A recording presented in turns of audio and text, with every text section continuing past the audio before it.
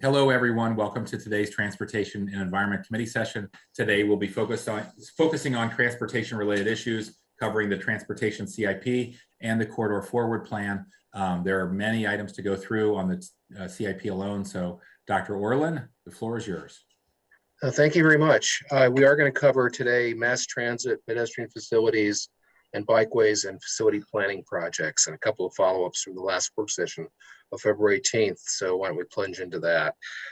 Two follow-ups. One of the Goshen Road South project. At the last meeting, Mr. Reamer asked that DOT prepare a PDF that would have information on it for the cost and time frame for building strictly the bikeway and pedestrian facility elements of what was called the no-build spot improvements project. They're going to need more time to do that, so I think the plan is that they will work on over that for the next several weeks, and we'll come back to you during the operating budget to take that up. The second follow-up is in the pedestrian safety program. You recall that the executive, excuse me, is recommending adding $200,000 each year, $1.2 million total, to build out some of the sidewalks that are in the vicinity, sidewalk gaps in the vicinity of schools, to improve the Safe Routes to School program. Mr. Jawando recommended increasing that by another $300,000 a year for a total of $500,000 increase a year for a total of, it would be $3 million for that issue. Then the committee members asked, well, can we go higher? And the question posed to DOT was, from a production standpoint, what can you do?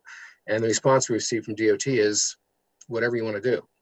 So if you want to add even more money to this, they would likely have to hire more contractors, but they could still get as much work done as you want to give the money for. So Glenn, the only caveat to that is there would be some ramp up period. We think the 500 is sustainable with existing contract resources. So if you wanted to add more, you might want to step it in the first year to not have expectations beyond what we could deliver in the first year while we line up those resources. Fair enough. So with that, what's the committee's druthers? I mean, just speaking for myself, I'll just trying not to be impatient, but we've been having this conversation every year at this time.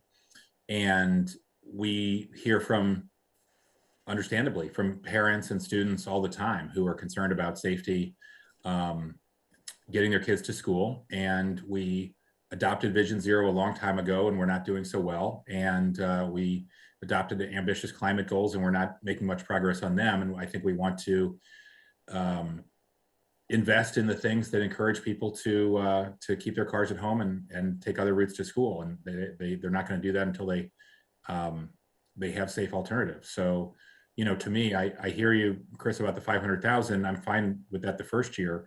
I would at least go to a million in the following years. I'm confident that you all could find the contractors to get the work done, as you've stated.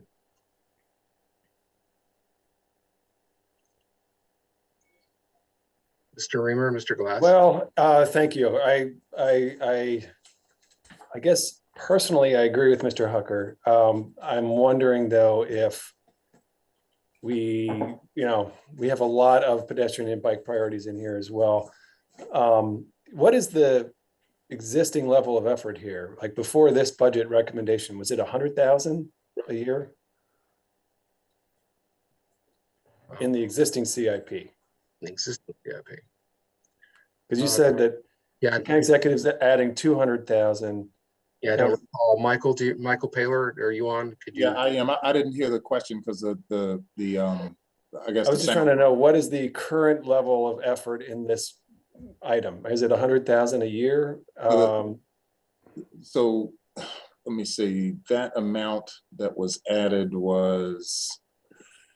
It says in the text, the executive recommends adding 200,000 annually. Correct. Wanda has recommended increasing this amount to 500,000 annually. Yeah, I believe the 200,000 was added to an existing amount of 400,000, Councilmember Reamer. So we had 400,000 and then the 200,000 on top of it. Okay, so it'll be a total of $900,000 per year is what where things stand right now then. That's okay, because that's different, because I thought it said, well, it does say, maybe there's a misunderstanding. It says, Councilmember Dewan has recommended increasing the amount to 500,000 annually, but it sounds like what you're saying is that our current level is higher than that at this time. Yes, 500,000, meaning the He's county increasing it. executive's monies plus another 300,000. Yes, That's the proposed increase. yes, that's correct. So $400,000 in the approved CIP, another 200,000 from the executive. Mr. Jawanda has raised it by another 300,000. So we're at 900,000. That's correct. We're at 900,000. If we agree with Councilmember Juana's proposal. Okay, I see. So to go to 1 million next year and thereafter would be adding 600,000 from. I'm suggesting an additional million rather than an additional 500,000.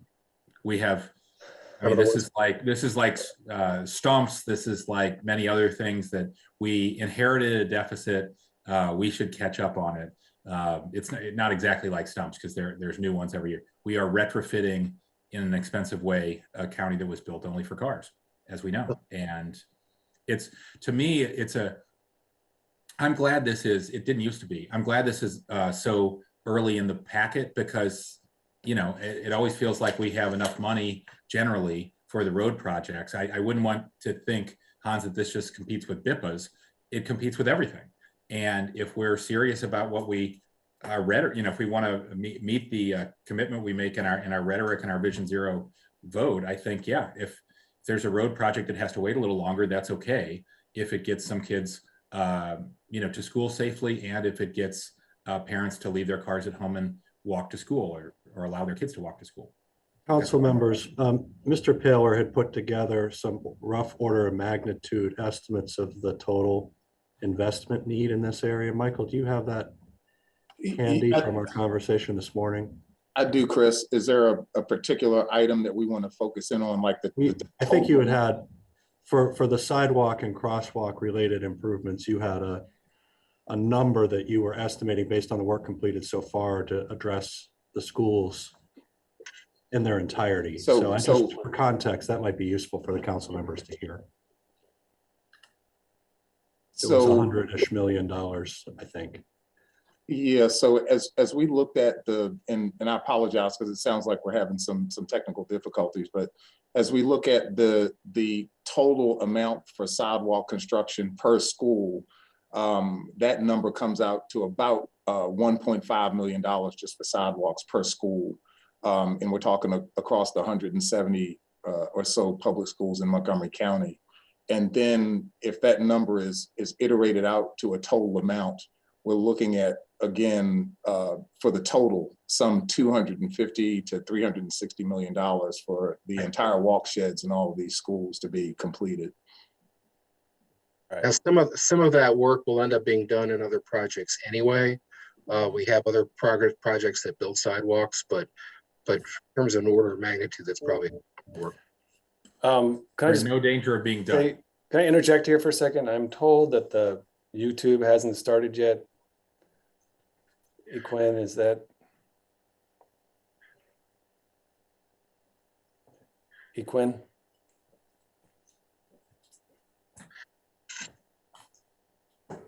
There was a problem I heard earlier that with the YouTube, they're trying to fix it, but what they're going to do is they're obviously taping this, and it's going to be rebroadcast, and I think it's available on Facebook now. And I'm not a techie, so I'm not sure all the details of this. Okay. But once the YouTube is connected, if they can do that, it's on Facebook and it's on cable. Okay, sorry, I didn't mean to interrupt there. Sometimes there's an issue there. All right, can we just review the bidding? What is the current budget and what has the chair proposed? Okay, my understanding, if I can repeat it, is the current budget in the approved CIP is $400,000 a year. The executive's recommending adding $200,000 a year. That would bring it to $600,000 a year. Mr. Jawanda is talking about raising it by another $300,000, which would bring it to $900,000 a year. And my understanding from Mr. Hooker is that he would want to raise it by another $500,000 in each of the next, not the first year, but the following 5 years. So it'll be a total of $900,000 in FY23 and $1.4 million per year starting in FY24. I think I've got that right. So I'll jump in. I appreciate this conversation. The packet rightfully notes that when we had this conversation last week or the week before, I expressed interest in increasing this budget more than what was originally in it and more than Councilmember Jawano's proposal. So I'm glad we're having this discussion now. And I absolutely agree with what the chair said.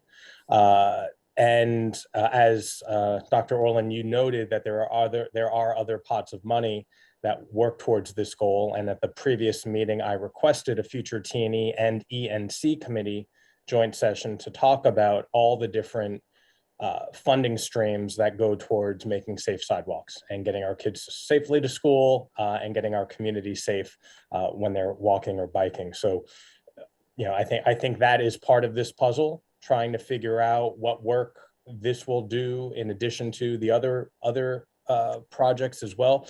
So I continued to be supportive of the recommendation that Chair Hucker put forward. But I just want to level set in the onset. I know that we're going to have lots of conversations, and Dr. Orland, I think it's in the packet, but I'm looking at a chart here that all of the additional recommendations by council members is $91 million over the CIP. Is that correct? Yeah, that's not in the packet. That was background for you, but it's. You want to make it foreground for us? I don't know if I can bring it up, but basically what I can explain it. The projects that you added money to at the last work session, plus 6 other recommendations that I'm making, but 4 of those are your recommendations individually. And by your, I mean the council members, not necessarily the 3 committee members. And 2 other projects, which the executives recommend delaying, which the council, at least last year, in the approved CIP, did not want to delay. The Capitol Crescent Trail Tunnel and the Forest Glen Passageway. Add all that together, it's an addition of $91.3 million over the executive's recommendation. The other thing I did say in that missive to you was that it's very likely that, it's as it is every year, that whatever is added, when you finally look at the entire program of what the council has put together, you're going to have to cut back quite a bit and delay things quite a bit to be able to make it fit within the spending affordability box. But frankly, it's the only way you can, the council can exercise its priorities, is to actually say first what it wants to do. And then you dial back in lots of different areas, not just your own recommendations, but the executives as well, to get within the spending affordability cap. So thank you for sharing that. It is an extremely important part of this conversation moving forward. And with that said, I agree with the chair's recommendation and would second it if it needs. Sounds good to me. Okay, 3-0. Okay, moving to the mass transit projects. The first is on page 2. The first 8 projects are ones where there's no funding changes and no timing changes, and so I'm recommending approve. I just want to highlight 2 things on that list. First, there was money in there for the Burtonsville Park and Ride Lot Improvements Project, which was state money to basically plan and design parking at the adjacent to the Park and Ride in Burtonsville and the shopping center there. That was planned to start in FY22 this fiscal year. It has not started yet. DOT is waiting for a developer to emerge for that shopping center area to work with. The money is still there. It'll still get worked on, but the study has not started. The other point I want to make has to do with the US29 Phase 2 BRT. This is the study which looking at a way of providing more of a dedicated busway for the flash service on 29.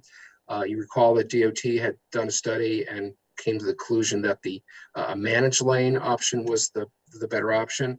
About a year ago, the committee said, no, we think you haven't looked at the median lane option in enough detail. So you provided $250,000 for DOT to do that and also to update the managed lane one.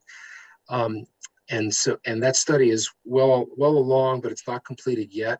The idea is that will probably be done sometime late this spring, maybe early this summer, and it would come before you, the council, to make a decision as to which is the preferred option, the median option or the managed lane option. There's also $6 million already programmed in the CIP for the next stage of whatever option you pick.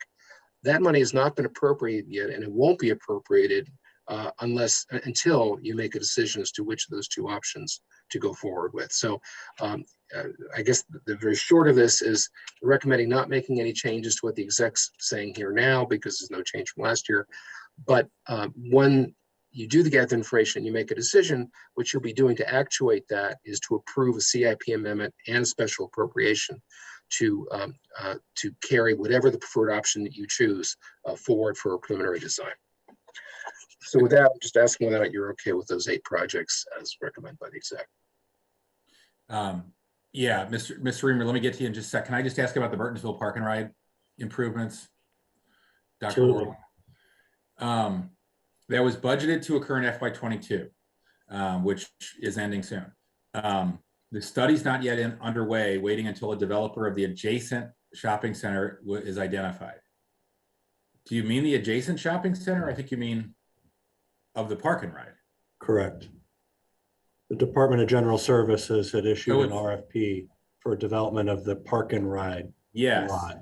That Okay. I'm really familiar with. That Yes. I spent a couple of years persuading the county executive to support.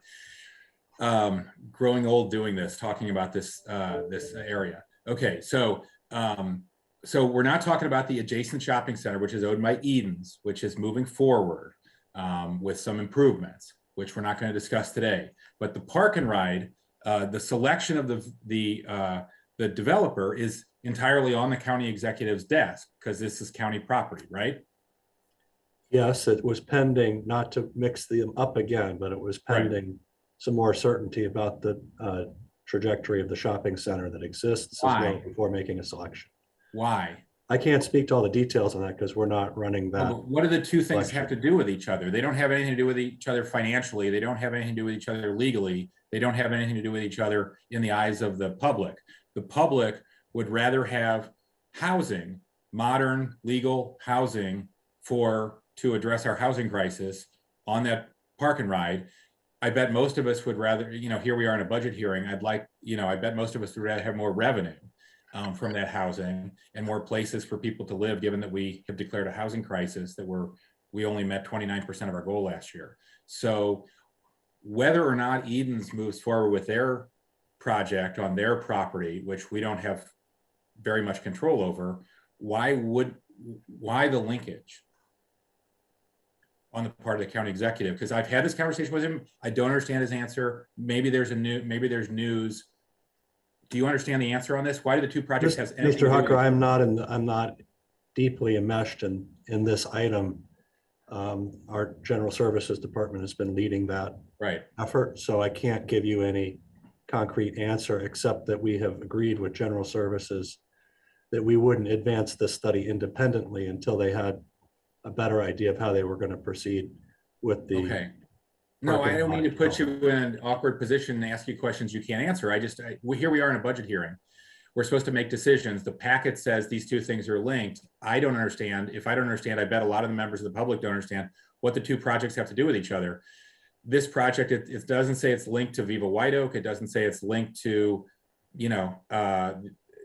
the expansion of the hospital in Hagerstown. I don't know why the two things don't have anything to do with each other, because they don't legally or financially or in the eyes of the public in Burtonsville that I talk to all the time have anything to do with each other. The relationship is obvious that they're adjacent to each other, Right. physically connected. And But it would beyond that, benefit, it would certainly benefit the shopping center if we have a place for people to live and park and go over there and spend their money, right? Right now, we just have a place for people to park who come in from Howard County and they don't have a lot of options. They're unlikely, they get off the bus if they ride it, and then they get in their car and they drive home. They probably don't walk Yes. over and have dinner at Pepino's because they're probably eager to get home. They're only halfway home. So if they lived in Burtonsville, they'd probably be much more likely to eat at Pepino's and go to the Burger King or whatever, right? Yeah, Once I think come you're to right. major And retailers in the obviously, shopping center. the parking garage need is related to the reuse of the county parking lot. That is for sure. Sure. So without that certainty about exactly what proposal might be selected or advanced there, it didn't seem like a good use of these funds to advance the parking garage study. We would want to integrate those efforts. The relationship to the shopping center is definitely secondary. But the shopping center doesn't, but Eden's doesn't have an opinion on what happens on the park and ride. No, I'm agreeing with you. The relationship to this shopping center is secondary to the redevelopment of the county parking lot. Right. Okay. So all right. So we agree the packet is wrong. Sorry, Dr. Orland. I just want the public to be clear about that. I know this is complicated, and it's frustrating to have to deal with this for so many years because it's aligned with our climate goals. It's aligned with our housing goals. It's aligned with our economic development. I'm not sure why it's not rapidly moving forward, like so many things. But so you have an empty parking lot. Our state delegation from District 14 did heroic work to fight for $8 million for a structured above ground parking garage there, so we could satisfy the requirement from State Highway, retain those parking spaces, and allow a developer to actually build housing to meet our housing goals and help people spend their money in a nearby shopping center and everywhere else. So why wouldn't we want to spend money on the study to keep pushing this forward? It's simply that we want the study to be aligned with the selected development plan. But there's only one development plan. Yeah, and There's only one developer. There's only been one developer who was willing to come forward and risk their money and their reputation to build housing exactly where the county said we wanted. So whether or not Mr. Elrich allows them to do that, I don't understand why we would hold up this parking, the study that will lead to a parking garage and development there, since that's consistent with what I think. Actually here, maybe he has more information. Yeah, Councilmember Hucker, as you brought this up, I'm texting back with my staff to give you some details. I don't have those yet. So if I could respectfully ask, we can follow back with you and let you know. I know that there's been some communication back and forth with Edens to get their status, but as to the specific linkage. I can tell you their status. They call me every week to find out why you guys are sitting on their proposal. All right, well, I have not seen the proposal, so let me do this. You're the director of DGS and you haven't seen the proposal? Who's seen it then besides the executive? It has come to my staff that deal with those proposals, and I just have not yet seen it. So I'll take a personal interest in this and get back to you. Yeah, this is a high priority for the county council. Okay. We voted it that way.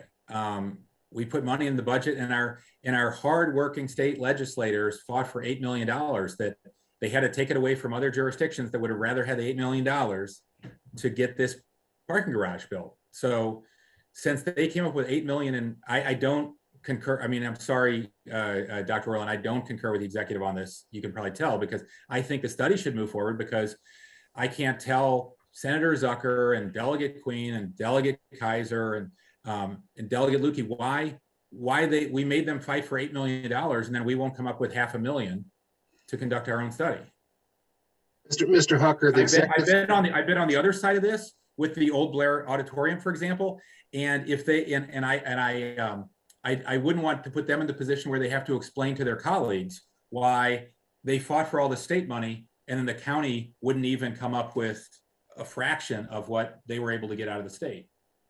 Mr. Hucker, there's two things. One is how fast DOT is using the money it's programmed. The other is how much money is programmed. The $500,000 is still programmed. So you are agreeing with the executive, unless you think they need more money. Do they need more money? Otherwise, you agree with them. Well, I think the amount of money, sure, the amount of money is based on their assessment of the cost of the study. Okay, right? so all I'm saying is that from a budget standpoint, the $500,000 is there. It's not going to disappear at the end of FY22 if they don't get started. You're unhappy with the fact they haven't moved faster. I understand that, but that's not a budget issue. Okay.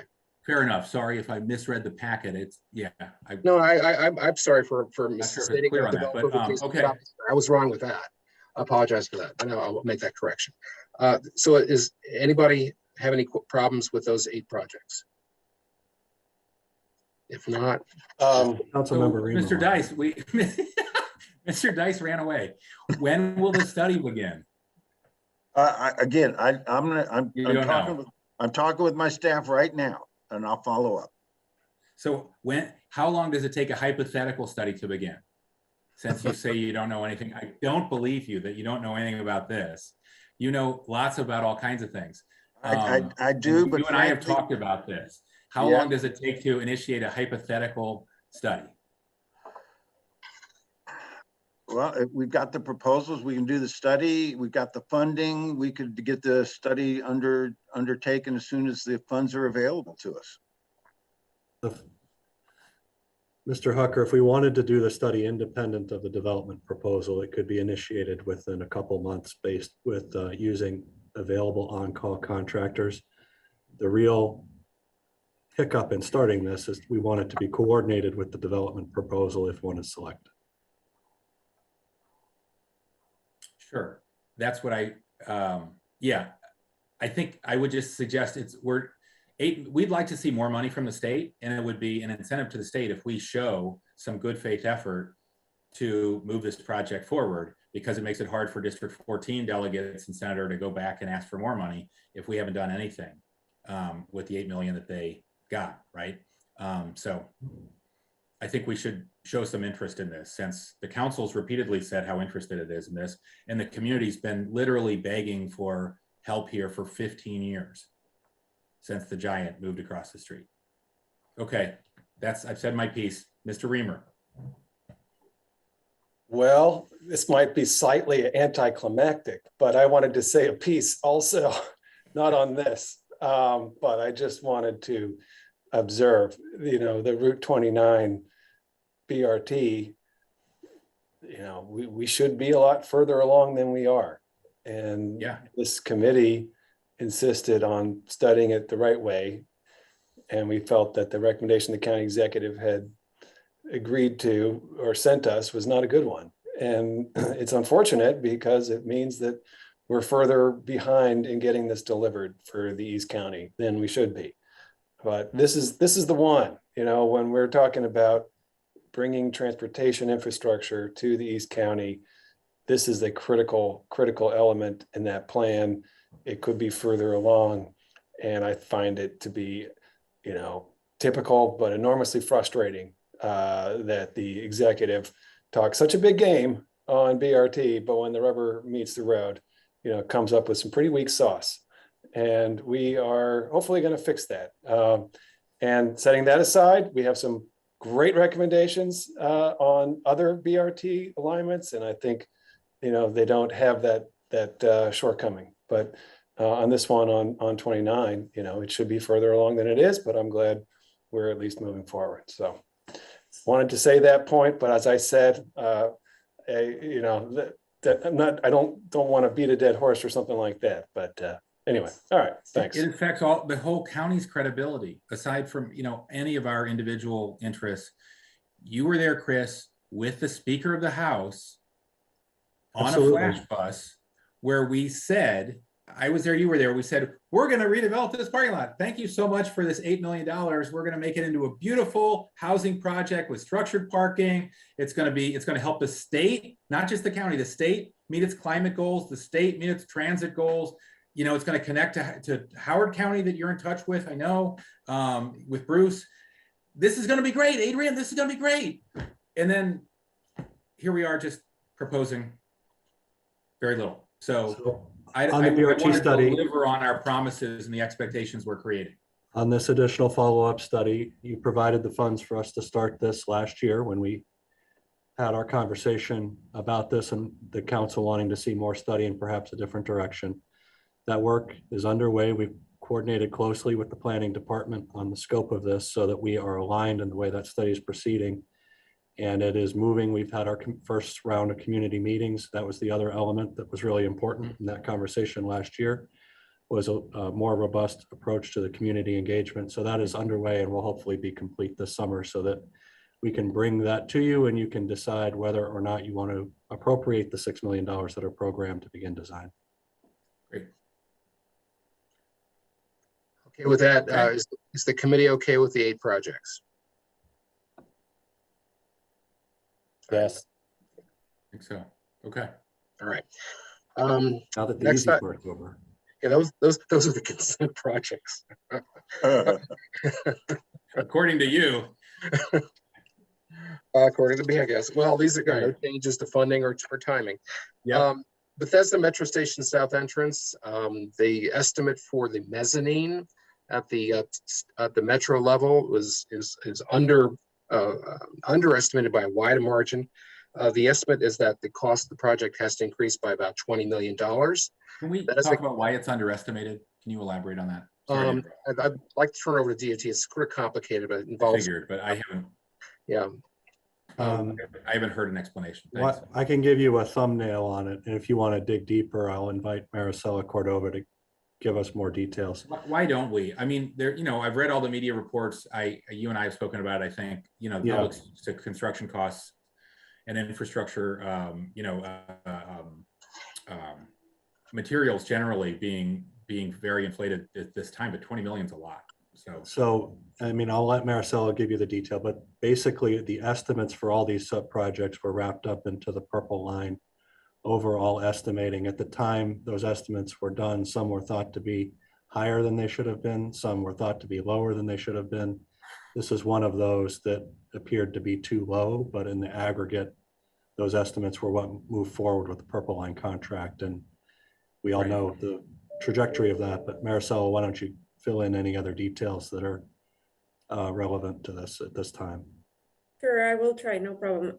So this estimate was put together in 2015, so it's been a while. It's a 7-year-old estimate. It was a rough order of magnitude estimate for a very small piece of the entire purple line. It was given to us through MTA. It was just assigned to us. We are funding the project, but as you know, they are designing, actually the MTA is design building the purple line, but then this specific piece of the work is going to be design built by WMATA, not by us or by the state. So it was just really a placeholder, and it was given to us, and unfortunately it was really underestimated at the time. Right. And this 20 million is a guesstimate. We won't really have a good until later this year. Correct. That's still a guesstimate at this point. It's WMATA is working on the procurement of the design build project right now. We've been in contact with their project manager. They expect to have a better estimate by November of this year. So we're really still guessing at the estimate at this point. We haven't done a full estimate, and WMATA hasn't done a full estimate either. The 20 million's from WMATA? The 20 million came from a conversation with WMATA and a general contractor that specializes in this type of work, but it is really not a formal estimate either. Is that contractor the bidder on the work? They might be. They are interested in bidding. I bet they want 100 million. I'm sorry? Okay, so they haven't, they might want 100 million. The project has, of... you're absolutely right. The project has not been bid yet.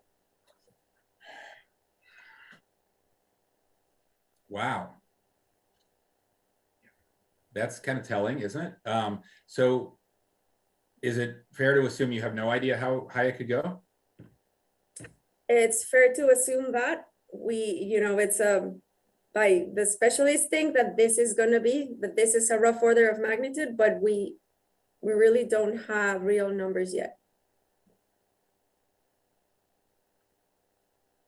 This is based on other similar work. According to a contractor who's bidding on the work. Who might be bidding on the work. Might be bidding on the work, okay. Keep in mind, they're not proposing to us. We're not the purchasing agency. Right, no, understood, right. WMATA isn't always on budget either, so. No. Last I checked, okay.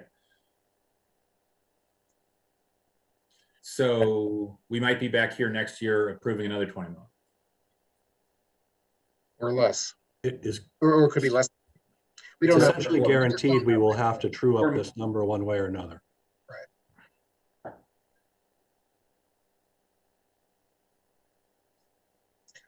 The money has also been deferred, obviously, because of the progress on the purple line generally, and this project is also slowed down, but it'd still be in time for the Purple Line, the new Purple Line day for opening. Okay, well, colleagues. Yeah, I just want to drill down a little bit more on this, if we can. So I appreciate the questions from the chair.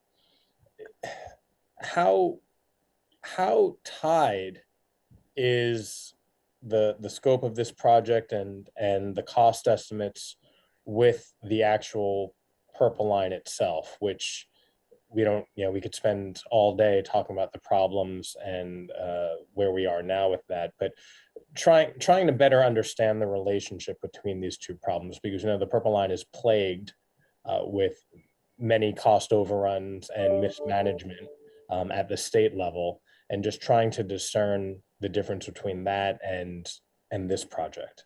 I can give you my understanding of this, and I'm happy to be corrected, Maricela, if I get something wrong. The Purple Line contractor is building the tunnel shaft that connects the Purple Line itself to the Bethesda metro station. And then there's a punch into the Bethesda metro station well below grade, 100 and some feet below the grade. So that piece of the work is being completed as part of the Purple Line, as part of the county's contract with MTA to execute that. That work is being funded by the county. There's another element of that. Once that tunnel shaft is completed and the connection is made into the Purple Line station, there's work required in the station to make the connection over the tracks to a mezzanine and down to the platform. That's what this work is, and that work is reflected in the county's agreement with the Purple Line, but the work is to be performed by WMATA and paid by the county. So when the Purple Line estimates were put together, this is a component that didn't get a very good estimate, obviously, or we wouldn't be talking about it today, in the Purple Line scope development. And we're trying to get closer to what the reality would be in our budgeting so that we don't have a bigger hole when the true numbers are known. And we're also seeking third-party funding, federal or other, to try to reduce the burden on the county as these numbers become more evident to us. So that is a very helpful and understandable explanation. And so just again, moving forward from there, did you say that the Purple Line partners or whomever was doing the contracting and the bidding for the actual Purple Line also provided the cost estimate for this? Provided at that time, but Maricel, I'm not sure which entity actually developed that estimate at the time. I really don't know that an estimate was really developed, Chris. It was just a number that was used as a placeholder. We don't have any detailed numbers or spreadsheets that detail what was put into the estimate at the time. It was just really a number that was shared with us through an email. Well, that's not good. If we essentially were creating numbers out of thin air or accepting someone else's numbers that were made without any rhyme or reason, and adding insult to injury, if we took the number from the Purple Line partners who drastically underbid their project, which is why it had stopped for nearly a year and a half and needed state support to resuscitate it. If all of that is true, then I see why we're here now. And what we just have to do is make sure we're not here again next year with these kind of cost overruns. Except we were here last year having the same conversation. I don't know why you all are not better prepared for this conversation. Well, nothing has changed in that time. This was provided by the MTA and the MTA's management team at the time these agreements were being forged with PLTP. So I'm not quibbling with your assessment of the way that project has proceeded, right, because this is endemic of the type of problems that we've seen to date. And clearly they've changed their management approach and have different contractors on board, and things have improved in that regard, but we still have these legacy issues to deal with. Sure. And so I'll just conclude by summarizing what was said here, in that the reason for these additional funds and the nearly 18% under, or the 18% that's needed to close the gap, or the 18% cost increase, is because we relied on MTA. And as we all know now, MTA mismanaged the Purple Line project. And we are stuck holding part of that bag as well. And we have no other choice right now but to move forward. It is incredibly important to do so, but we have to learn from these lessons. And if that means we do either our own independent analysis, you know, shame on once, shame, fool me once, shame on me, fool me twice, shame. You understand what I'm saying? I do. A former president. Don't get fooled again. That's George Bush said. There, just don't fool me again. There you go. Thank you, George W. But yeah, we just can't have this conversation again. And before I mismangle any more words, I'll yield back. Miss Mangle, you did it again. You did it again. That was purposefully. All right, so where's the committee on this one? Aren't we? I mean, there's only What one choice question. we have? Yeah, You all are presenting us with no choice. approve the recommended amount. This is uncharacteristic. I don't believe this approach would meet Mary Beck's traditional fiscal standards. Be careful. She might come on camera and tell you why it does. Yeah, but we are, this is the new Mary Beck, not the old Mary Beck. The new Mary Beck is, anyway, you know, we're taking a guess from a contractor who might have a conflict of interest about what this might cost in terms of overrun. And this is in addition to the overruns we've already approved, and we may be asked to approve indefinite overruns in the future. Is any of that incorrect? The only thing I would clarify is that we didn't take it from a contractor. This came from the state directly. The 20 million, but I thought they relied on the estimate of a contractor. Oh, the 20 million. Yes, you're right. The 20 million does come from That's what we're, WMATA and right. from a contractor. But that contractor is not part of the Purple Line project. No, but that's what we're voting on. I mean, a way to look at this is there's a budget line item in here that we could leave it unchanged and have exposure to a larger cost increase if and when that materializes, when the bids are received. We're fairly confident, based on similar work that's been done in other places, that the line item is insufficient by a significant amount. What work is that? It seemed from our perspective that the response. Do you know which work and which places? Well, sure. I mean, we did a project we opened a couple weeks ago at the Medical Center Metro Station. There's other similar projects elsewhere in the metro system in Arlington and Crystal City and other places. We felt for the executive's recommendation here that it was the responsible tact to better reflect what we anticipate the costs of this to be, rather than to leave it as an open question with larger exposure needing bigger adjustments to the CIP at a later date. So that's why this recommendation is what it is. And Mary came off mute, so she probably wants to weigh in on this. Mary? Sorry, this is the late Mary Beck. So I had to figure out what you're talking about. Sorry. I did want to just say that frankly, the 20 million was too an exposure to leave alone. Is it anybody else? Is Mary fading in and out, or is it my? Yeah, Mary, you're not coming in well. Track record of MATA has not.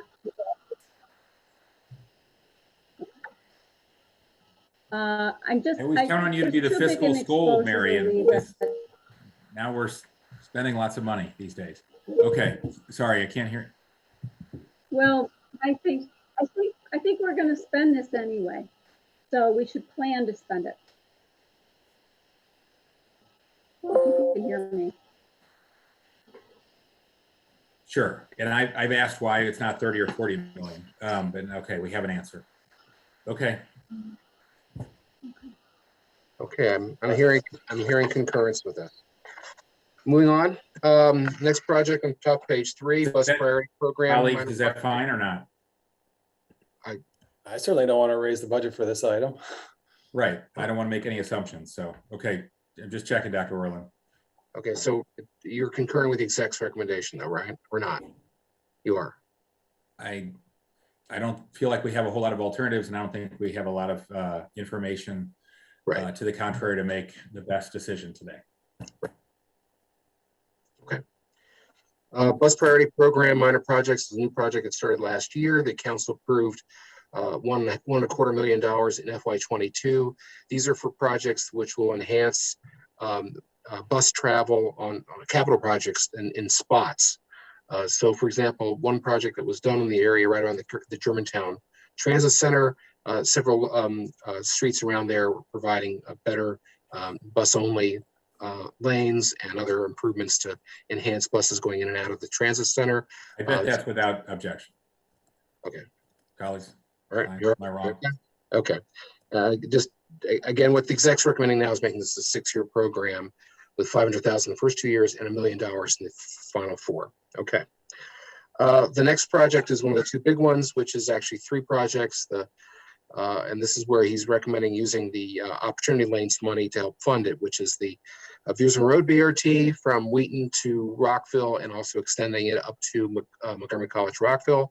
The center portion of the 355 BRT from Montgomery College Rockville to Montgomery College Germantown, as well as a little under $10 million to do the design of the southern and northern pieces of the 355 BRT from Montgomery College Germantown north to Clarksburg, and from Rockville south to Bethesda. And again, it's $170 million is what he is assuming is going to really be available at the end of the day. There'll be $60 million coming from financial close of phase one south of the Opportunity Lanes project. That should be available sometime in the next year.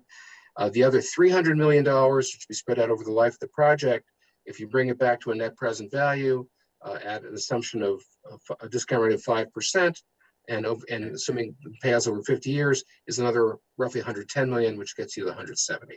And you see in the bottom of page 3 how the money will be allocated amongst the 3 projects. And for the reasons I mentioned, we talked about this last week too, I recommend approval of these projects as recommended by the executive. And also, this is the other issue that you dealt with Corridor Forward, which is how would you use the op lanes money? And I would use it as the way the executive is recommending it. And I've got a follow-up on this, which is that if we can work with the state over the next several weeks and figure out a way of shortening the amount of time that we get that $300 million, and if we can assume a slightly less conservative discount rate, we could generate maybe $25–30 million more in terms of present value, and use it on another transit project in Carter. And I would recommend using it for the Whitefield North Metro Station entrance, which we'll talk about a little bit later. When are you meeting with the state on this? I talked to Mr. Folden, who's the project manager, last week. I said, when we're going to have our first meeting? He thought it'd be next week.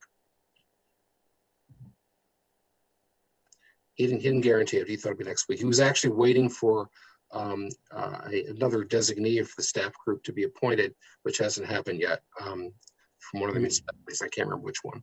We heard that's about to be approved, that last designee. We had Okay. a meeting with the municipalities yesterday. Okay, good. I mean, you all know if the money were to appear, I'm all for programming it for transit, obviously, and these are all worthy projects we've all supported in the past. I am, as a process matter, am reluctant to program lots and lots of money. I won't be on the council to remove it if these lanes don't go forward, but you know, I hate to put set those kind of unrealistic expectations for the public, and then put the council in the position of having to remove all that money later, since we don't, there's lots of aspirational things we would like to see. We'd love to get federal money to pay for all these things, and we're not counting on that. So well, we are. It seems premature to we are put this in now if we're still waiting a week for more information from State Highway. Well, or at least I think we ought to get past that meeting. I'd probably be more than a week, but we are depending on federal money as well. In fact, the idea is that federal money would pay for half of the construction cost of both the 5 and the Verismo BRT. So it's in fact pretty much all the money that's been recommended to be added to these projects from what was the approved CIP is coming from either federal or state money. And so if those funds don't materialize, these projects won't go forward. Right, this is a special category of state money that's that's subject to pending lawsuits and other things, and an entire change in administration. So it's a little different than just applying for a grant that we either know we're going to get or we're not going to get. It's quite different. To me, it's a little more like, you know, letting my son buy a lottery ticket and then saying, okay, the money's going to be here, so let's take out a loan on a Tesla. None of us would do that. We might win the lottery, but we also might not. And you wouldn't want to take out the loan until you knew where the money was coming from. That's generally how we approach budgeting. Well, respectfully, as I said this last week in the quarter forward discussion, two things. First of all, we've had two changes of administration on major projects, and in both cases, the subsequent governor went forward with the project, even though they were from a different party. Happened with the Intercounty Connector, which was much more controversial than this. Mr. O'Malley went forward with the project, even though it was developed under Mr. Ehrlich. But while he was running, he favored the Intercounty Connector. I remember when he took that position. Right. He said he would follow up on it. And then the other thing is Mr. Hogan himself was very doubtful about the purple line, and then he came around and actually went ahead and approved the funds to go forward. So, you know, in any event, Can I comment here? Yeah.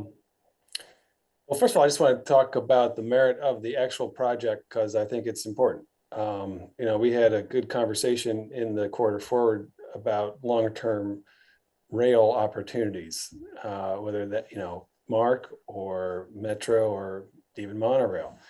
And the challenge right now is that rail ridership is significantly down, and people are, you know, who were once 5-day-a-week rail commuters are now 2-day-a-week rail commuters. And it's creating a crisis in every transit agency that, you know, is built around those revenue assumptions. And it's a serious crisis. And, you know, I think we should all be very worried about that.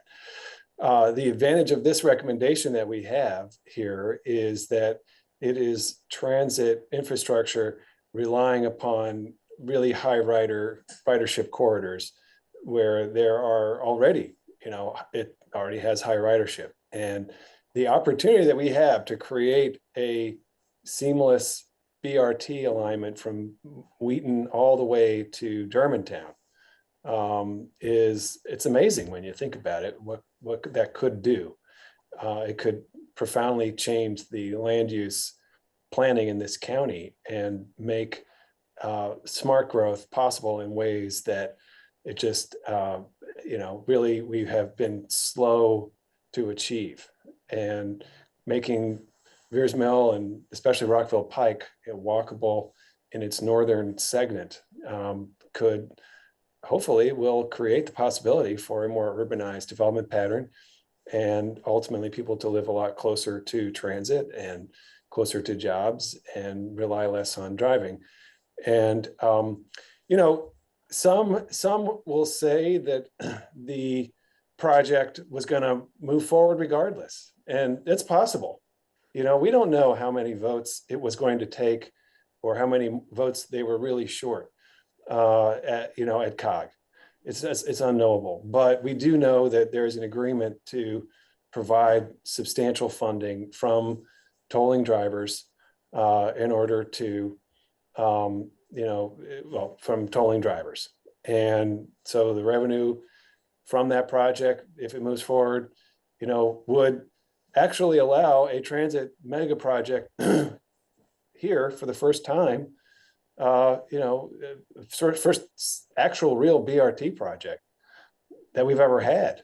And it has potentially significant land use and transportation benefits. And as was observed, you know, half of the anticipated funding is expected to be federal grant funding, and half of it is from the toll revenue. And we may be able to improve the toll revenue deal. I don't know if it's exactly half, but we have a process upcoming, and, you know, there are ways in which we could, you know, ask the state to bond this revenue or otherwise try to front load it. There's a lot of opportunities ahead of us. So, you know, ultimately, whether this project moves forward, you know, is hard to know it, but as Glenn said, it certainly is a lot less controversial than the ICC was. You know, expanding the American Legion Bridge and 270 has been in the county master plans for a really long time. You know, sure, there could be some configuration differences, but there's a reason that that has been on the books already for a very, very long time. And, you know, so in any event, here we are. I think that it is terrific to see the planning work around BRT converging in this way, you know, to have a well thought through opportunity that we could actually build and build quickly, you know, is it's good. You know, the last thing we would want to do is just embark on some process that results in studies and then 10 years later, there's nothing built. You know, we got to get something built. And I think that that's what we have an opportunity to do here. And anyway, I think it's a good recommendation. I appreciate that the county executive has provided this recommendation to us. And I think we ought to support that and move forward. So I'll hop in and be brief. That clearly these are important projects, worthwhile, and I support the projects, but we have to do our due diligence and we have to raise the questions about what happens if this money does not materialize. It is wholly within the realm of possibility. It's true. And one more time, Dr. Orland, what happens if this money does not materialize? Then the money will be taken out. The state, it depends whether we're talking about the state and or the federal money. It's the two different processes here. They would come out of the project, and the funds would not be appropriated. That would be federal or state. In fact, I don't believe any of this money is. I could be corrected. I don't think any of this money is being recommended to be appropriated now. I believe the money that's up front is still county money. It's really the construction money certainly is federal. That's not being appropriated now, and the opportunity lanes money.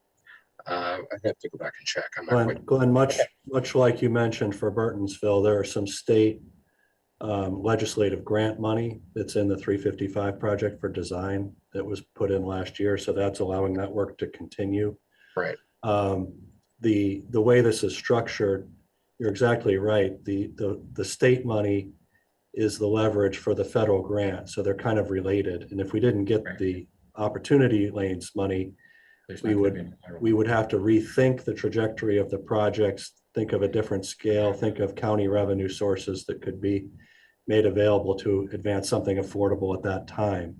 So you would not be able to advance something of this significance without that revenue unless there's some alternate substitute source. So we would have to revisit this approach if that toll money doesn't materialize. But if the toll money does materialize, it positions the county much better to have a plan for how to use it and to have the strategy to leverage the federal dollars with it so that we can implement these two projects without a drain on your other CIP priorities, and could expand this if we find additional resources to make available in that case, which is actually the proposal, is to get the other component of 355 ready to go in case we're able to leverage some other funding source through phase 2 of this project or some other source that the county may find interesting.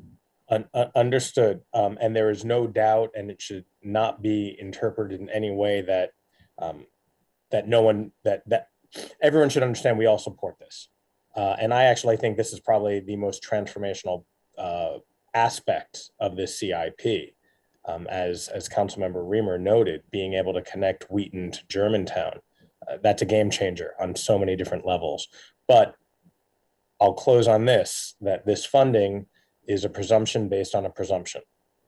And we just have to have our eyes wide open and hope that all of it moves forward so that we can complete this incredibly important project.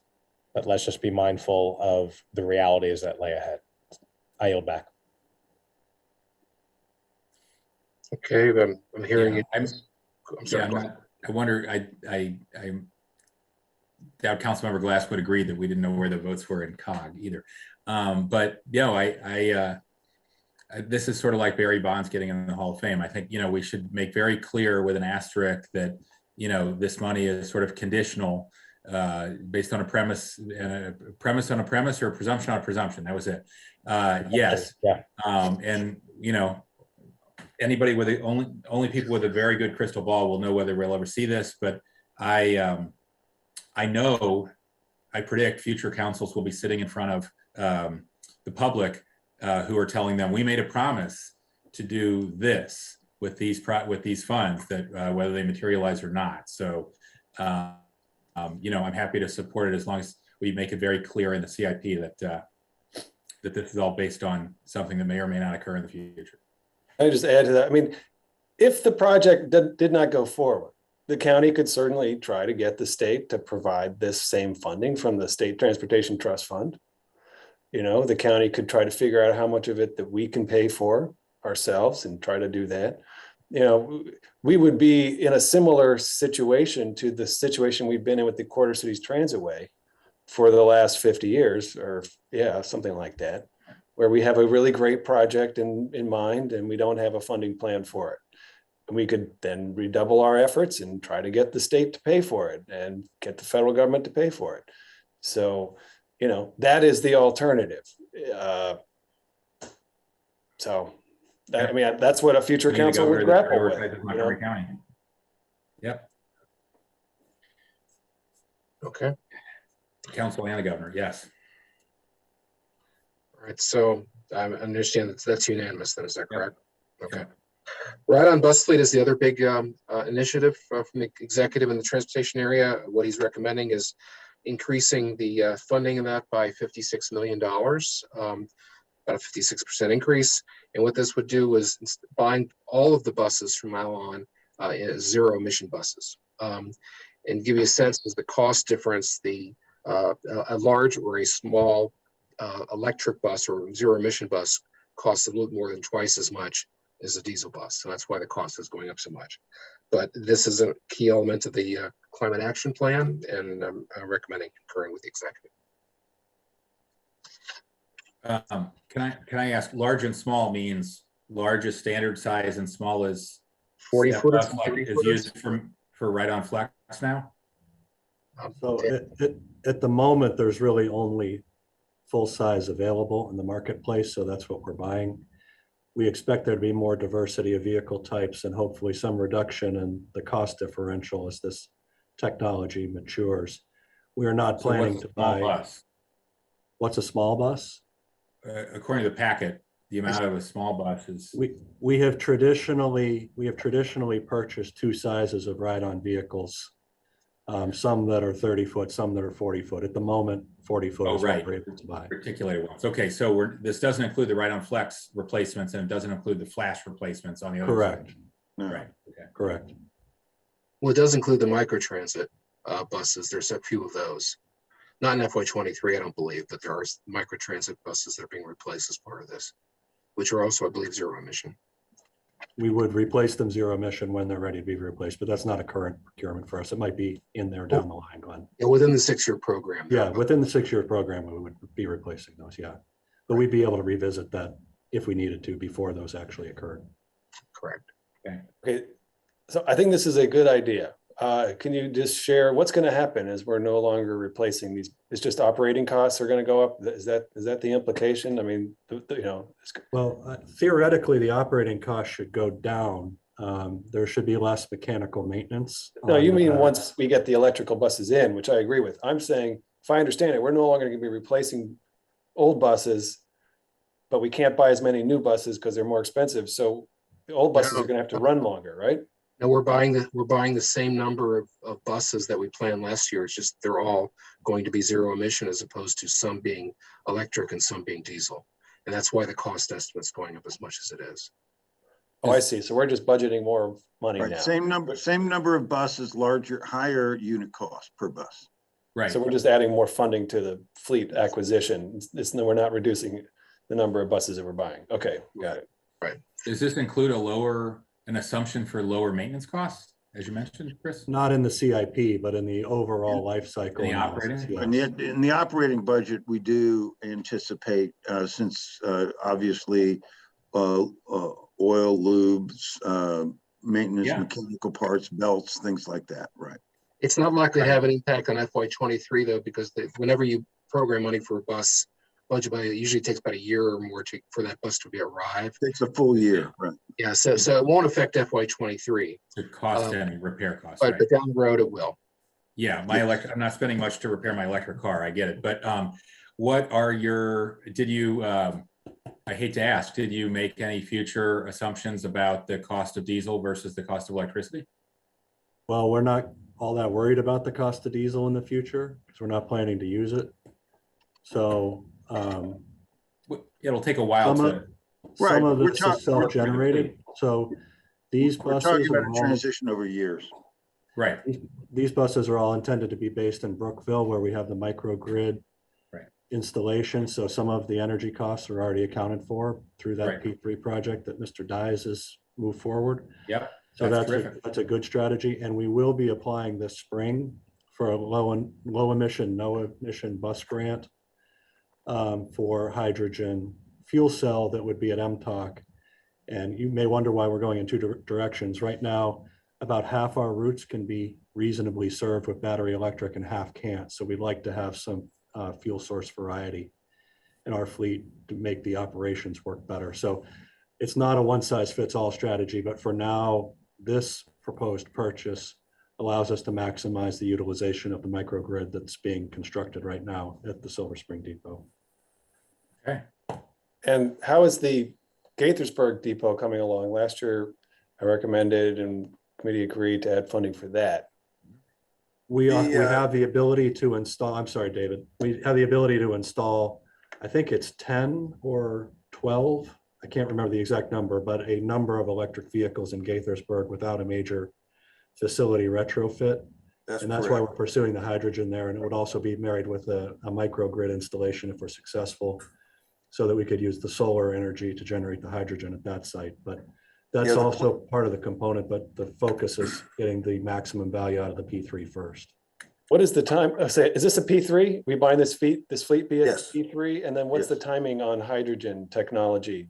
You know? The company that we're working with at Brookville that's doing the microgrid there is also going to be pursuing hydrogen and microgrid installations with panels. So it'll be a combination of electric and hydrogen. We put out a solicitation last year, and the company that we're partnering with at Brookville has vast experience in both areas, hydrogen and electric. So we're looking at the cost of changing the fueling infrastructure from natural gas to hydrogen. And that's a technology that is here, right? I mean, Yes. it's usable now. Yes. There are two properties in the US using it, one on the West Coast, one in Illinois. So it would be the first deployment of that on the East Coast. We applied for a RAISE grant for this last cycle. We were not awarded that, but we got feedback just this week on how to make that stronger. And the low emission, no emission program is actually much larger than RAISE. And this fits right in the sweet spot of that program. So our chances are better at getting that grant than they were the last one that we applied for. Thanks. Good conversation from my end, and absolutely support this. Okay, so I understand that's unanimous. The next project is the Whitefield Metro Station access improvements. These are for better sidewalks and around the vicinity of Old Georgetown Road and Rockville Pike, as well as to eliminate the hot rights at that intersection and some other minor improvements in that area. The project has increased in cost about 23%, and it's been delayed about a year because of a need to do some redesigns required by State Highway. The project's moving forward as fast as it can. So I'm recommending approval of the exec's recommendation. This is good stuff. I worked with Councilmember Friedson to get this on the agenda. Appreciate DOT's execution here. I think it's going to make a big difference for the urbanization of that area, which really needs it to be successful. So glad it's moving forward. Okay. agreed. we're all for this. Okay. Next project is the Whitefield Metro Station North entrance. You recall where it stands right now is the county has programmed 1/4, 25% of the estimated cost of it. The idea was to try to get the balance from WMATA, the state, or from a private developer at the site of the metro station. That has not materialized yet. The executive is recommending a 1-year deferral, as he did last year, to gain more time to find that revenue. Mr. Friesen is recommending not delaying the project and to provide the other 3/4 of the funds to go ahead with the project, starting with design in this next fiscal year. That'd be an additional $26 million. I'm recommending not acting, basically tabling this matter for now. Like to see what happens with the discussions we have at the staff level with the state on the Opportunity Lanes project, to see whether or not, as I mentioned earlier, we can get for a quicker payback on the $300 million and maybe go with a slightly less conservative discount rate. If we do that, we should have enough money to be able to fund the difference, at least starting in FY24. I don't know if we could actually accelerate the project a year. So that's my recommendation. So sort of hold on this for now is what you mean? Yeah, bring it back probably during the operating budget and to see if anything's changed between now and then. Makes sense to me. After you meet with the staff. Yeah. Okay. It's a good project. I do think we should use it. I think it's a great use of those funds. I'd like to see it happen. So. Okay, with that, I'll support the hold too. Okay, sorry. Okay, thank you. The next is going to pedestrian facilities and bikeways. There are 8 projects for which there are no recommended changes to funding and timing. I'll just list them. The ADA compliance, Bowie Mill Road Bikeway, Bradley Boulevard improvements, Falls Road Bikeway and pedestrian facility, Goldsboro Road Sidewalk and Bikeway, Oak Drive, Maryland 27 Sidewalk, that's in Damascus, the Silver Spring Green Trail, and transportation improvements for schools. I recommend concurring with the executive. There has been some discussion amongst one of you about the Bowie Mill Road Bikeway, although I don't know whether or not that's yeah. The folks from GOCA are basically asking that that project be rapidly accelerated. We have got a letter from them after the packet came out saying, rather than having 2 years worth of these of design and 2 years of land acquisition, 2 years for construction, that you conflate those first 4 years into one, which we can ask DOT about that, but my feeling is that's impossible for a project like this. If you wanted to, you could accelerate that whole schedule by 1 year and start designing in 23 and finish in 28, rather than the other way around. But that would add another $8 million to the 91 I mentioned earlier. I mean, I think that would be good. And Senator Zucker is trying to get us some capital grant funding from the state. So yeah, I think if we can accelerate it by a year, that'd be terrific. It's a good project. We made this a priority. Yep, the council made this a priority last year. I'm all for accelerating it if we can. Mr. Conklin. I think Glenn is accurate that that's probably the maximum you could accelerate it. Okay. There are 60 properties that need to be negotiated to actually build it. So the rest of those timelines I don't think are very flexible, but the design timeline could possibly be accelerated. Well, actually, what I'm talking about is the entire schedule. So that the 2 years of design, rather than being 24 and 25, would be 23 and 24. Or you mean just slide it forward? Just slide it forward all 1 year. Yeah. That's a fiscal capacity question, not a implementation question. That's right. That's exactly right. Director Conklin, you said 60 properties need to be negotiated. So that's really what the delay is. That takes the 2 years. So it's really not possible to compress that timeline. Okay. So the will on our end is certainly there, but it's just the practicality of negotiation. Okay. Just making sure people understand that. Yep. So I'm hearing, I think, that you want to accelerate the schedule, the whole schedule by 1 year. Is that right? Yep. All right. 23 through 20. Thank you. Yeah. And otherwise, are you okay with the exec's recommendations? Consent projects, yeah. Okay. What's that, Glenn? Are you okay with the other 7 projects are the consent projects. I mean, there's no changes to the schedule, no changes to the cost. Right. Okay. Talking about the ones in number 1, consent projects. Yes. Correct. Bowie Mill was there. Thank you. Yes. All right, next is Bethesda Bikeway and Ped facilities. The surface trail for the Capital Crescent Trail we finished later this spring, but pretty much all the other elements of that project have been delayed by 1 or 2 years. The cycle track, most of the Woodmont Avenue cycle track has been delayed by 1 or 2 years. The Montgomery Avenue cycle track's been delayed 1 or 2 years. A lot of this has to do with coordination on the Montgomery Avenue part of it with the state. A lot of it's just, it's been a more difficult project to move forward with than earlier anticipated. Glenn, many of those delays are related to occupancy of the right-of-way by adjacent building construction. So it's just not possible to get the bikeway in while that's being used to load, unload from development sites. That's happening on many of these, but a lot of those projects are wrapping up, like Marriott. There's another project just south of Marriott on Woodmont Avenue that's wrapping up. Okay. So they're starting to clear the street from that other use so that we can get these things done.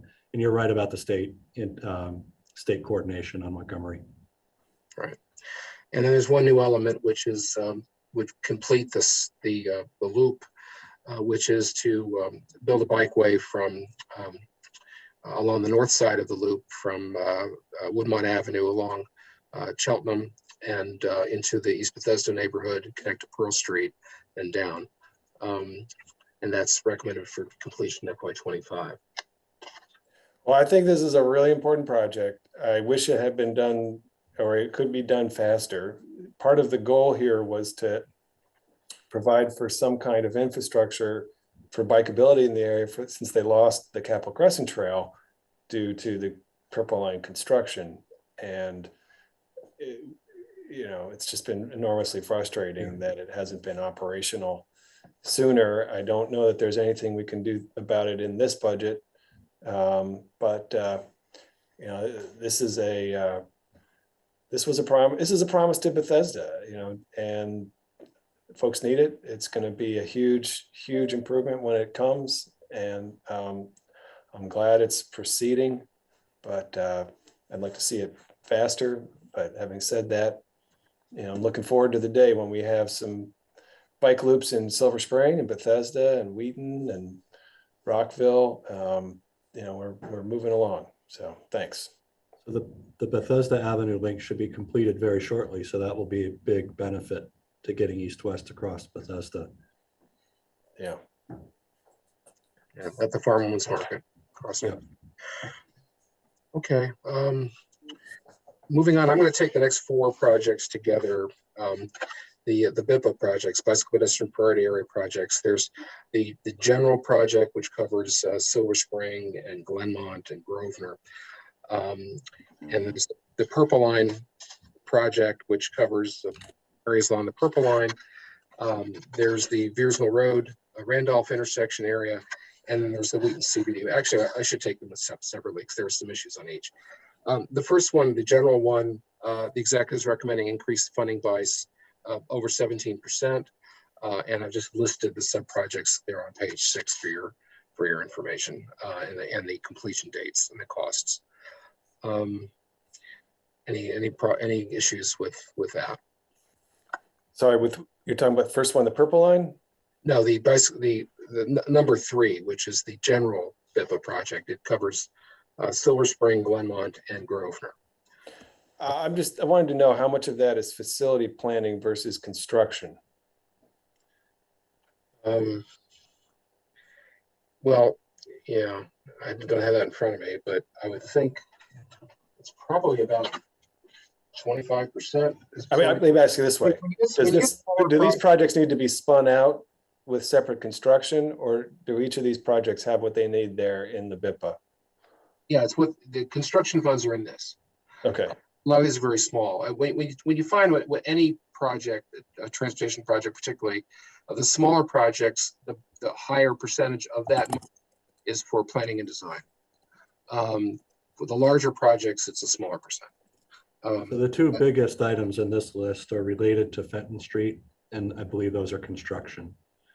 So I think much of this one is construction. The planning was done in past years. Well, all hail the BIPAs. It's been a great way to get this infrastructure funded and moving forward. Really have been excited and grateful to see all the support for it, and so many elements of old, somewhat degraded parts of the county that were built for cars in another time, another era, and they're getting retrofits to be walkable and bikeable. And a lot of them are in equity emphasis areas. So this is really a vital project, and I'm glad that we're seeing so many elements of it coming to fruition. So thank you. So is there approval of this as proposed by the exec? Item 3, yeah. Item 3, yeah. Okay. Item 4 is the BIPA along the Purple Line, which is primarily Long Branch, Tacoma, Langley, Littonsville, and Littonsville area. I've listed the sub-projects and their schedule as proposed by the executive. He's recommending an increase of about 24%. But Mr. Glass has a recommendation on this project, so we'll turn it over to him. Yeah, so thank you, Dr. Orland. And the proposal that I have just clearly accelerates the Flower Avenue separated bike lane, the East Wayne Avenue shared bike path, and then also the Littonsville Road shared bike lane. And this area along the Purple Line, as we've been talking about for most of today, the infrastructure was not originally good, and these residents are also dealing with the construction pain from the Purple Line, making walking and bicycling particularly a dubious endeavor in those areas. And so I think anything that we can do in the short term to ensure their safety when they're using the roads. And Dr. Orland, just to clarify, accelerating these projects does not in any way pose problematic with the completion or the ongoing work of the Purple Line, correct? Correct. And it doesn't add any money to the 6-year program because the executive's recommendations were all to do this work within the 6 years. This merely gets the work done a year. I think it's a year sooner in each case, one case 2 years sooner. So I will re-up those 2 points. It helps people who live along the Purple Line without disruption from the Purple Line, and it adds no additional funding to this budget. Great proposal. I'm sure I see Council Chair, Committee Chair nods head, but I just want to say, getting the Purple Line done right is got to be one of our top priorities. And that has a lot of elements to it. It's housing, but it's also walkability and bikeability. And I'm really happy to see BIPA being used in this way. Appreciate the executive's recommendation, Mr. Glass's recommendation to accelerate it further. The Purple Line has amazing potential for us, but we've got to rush to get it done right. And I think this is a big piece of that. It's not just a train, it's an entire corridor, and the whole corridor has to be transit, walkable, bikeable, friendly, and then all the housing elements and other economic development elements, moving in. So great proposal. Well agreed. Okay. The next is the BIPA improvements for Verismo Randolph. Here, the executive is recommending an increase of $11.5 million, which is a 344% increase over the approved CIP. Basically, what this does is build out all of the potential BIPA projects in that area around the intersection of Verismo and Randolph and up and down Verismo. The reason for this is because what the executive is recommending is that packaging these projects with the Verismo Road BRT application for federal funds. And the expectation is that if we get approval, federal funds for building the Verismo Road BRT itself, we would also get same percentage amount of funding. In other words, 50% cost of the construction of these projects because they're providing walking and biking to the BRT station. So you see all the sub projects listed there on page 7, quite a few of them. And I'm recommending approval. Again, if for some reason the federal money doesn't appear, in this case, we're just talking about the federal money. It's not the state lanes money that would be providing for this. Then we'd have to revisit the scope of this project. But if the federal money comes through, then all this would go forward. And these sub-projects are also individually timed to how the work of the purple line, the Verismo Road BRT would be built. So just to be clear, so this is a very interesting part of the executive branch's proposal here to take some of the highest priority pedestrian improvements in this corridor and wrap them up into the whole BRT package. My understanding is what that achieves is it raises the cost of the package to the point that it becomes eligible for additional sources of federal funding. And as you said, perhaps it's separable, but when it is together, it makes us eligible for, a couple $100 million in federal grants, and combined with the Opportunity Lanes funding, you've got a comprehensive strategy for BRT, walkability, bikeability in those corridors. So, that was on my mind when we were all at the event that Mr. Glass organized, which was important, to bring attention to that area. That intersection for me personally was one of the inspirations for the BIPA program in the first place. It's the kind of place that is bustling with people and yet has been neglected from an infrastructure perspective. And there's a lot of safety concerns there. So I thought that was, highly appropriate to bring the advocacy community together there. Again, thank you to Councilmember Glass for doing that. And again, trying to just make the point that it's all tied into a bigger picture here of building these corridors out as safe, transit-oriented, walkable, bikeable places. And that is intertwined with potential, there's two revenue sources overall. There's federal and there's state. And that's how it all kind of comes together. So thanks. Well, I'll jump in and just say I appreciate those kind words, Councilmember Reamer, and it needs to be packaged together. These roads, this intersection needs to be redesigned, rethought, right? So I think taking a holistic approach is absolutely what's required. And as for the federal piece, the event that I held last month, Congressman Raskin was there seeing for himself this part of his district, and also the chair of the NTSB, Jennifer Homendy, was there. And while she doesn't have the direct federal appropriation authority to designate for this area, she can certainly report back on the needs of this intersection and in the surrounding community. And so this nearly 350% increase in project budget is absolutely necessary. One of the highest transit usage areas, one of the highest pedestrian usage areas, and an equity emphasis area as well. So those three things result in nearly 300%, more than 300% budget increase. So fully support this. Okay. Is that unanimous then? Yeah, it is. Okay, the next is the BIPA improvements in Wheaton. This is actually another large increase, 93% increase in the funding for this. The biggest increase for a single project with the Amherst Avenue Bikeway, which you reviewed last year. And the cost of that has also gone up about 63% from what it was last year due to increases in basically a lot of elements that were asked for by the community, but also because of a better handling of folks with people with disabilities. The other 7 projects that are sub-projects of this BIPA project are listed there at the top of page 8, and I'm recommending approval. So again, this gets wrapped up into the whole corridor and potentially gets eligible for federal funding. No, is that right?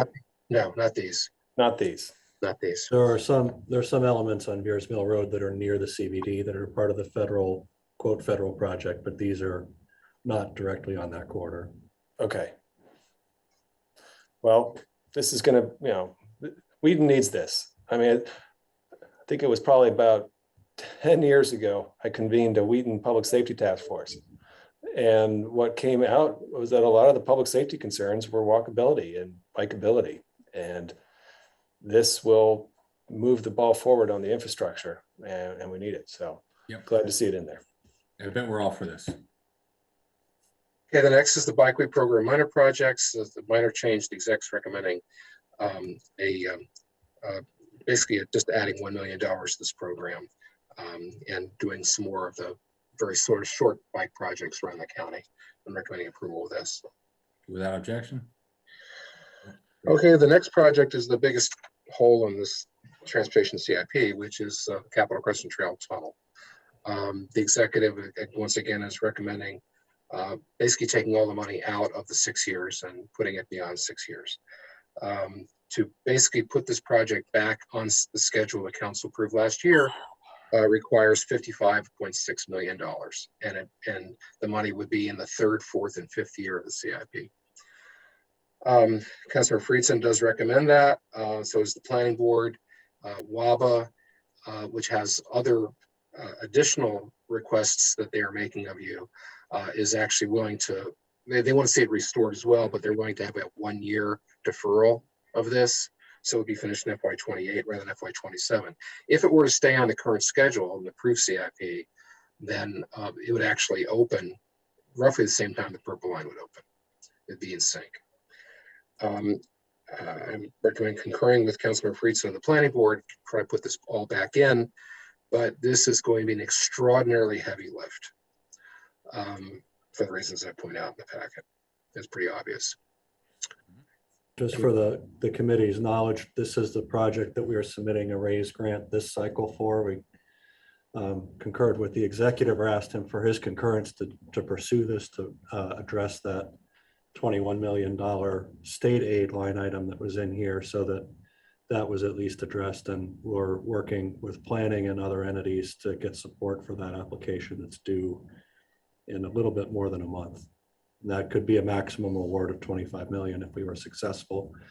But again, there's about, I think it's something like 3 or 4% of the applications are awarded a grant. So it's not by any means a given that we would get that money, but it could help keep this project closer to the schedule that you had established the last time.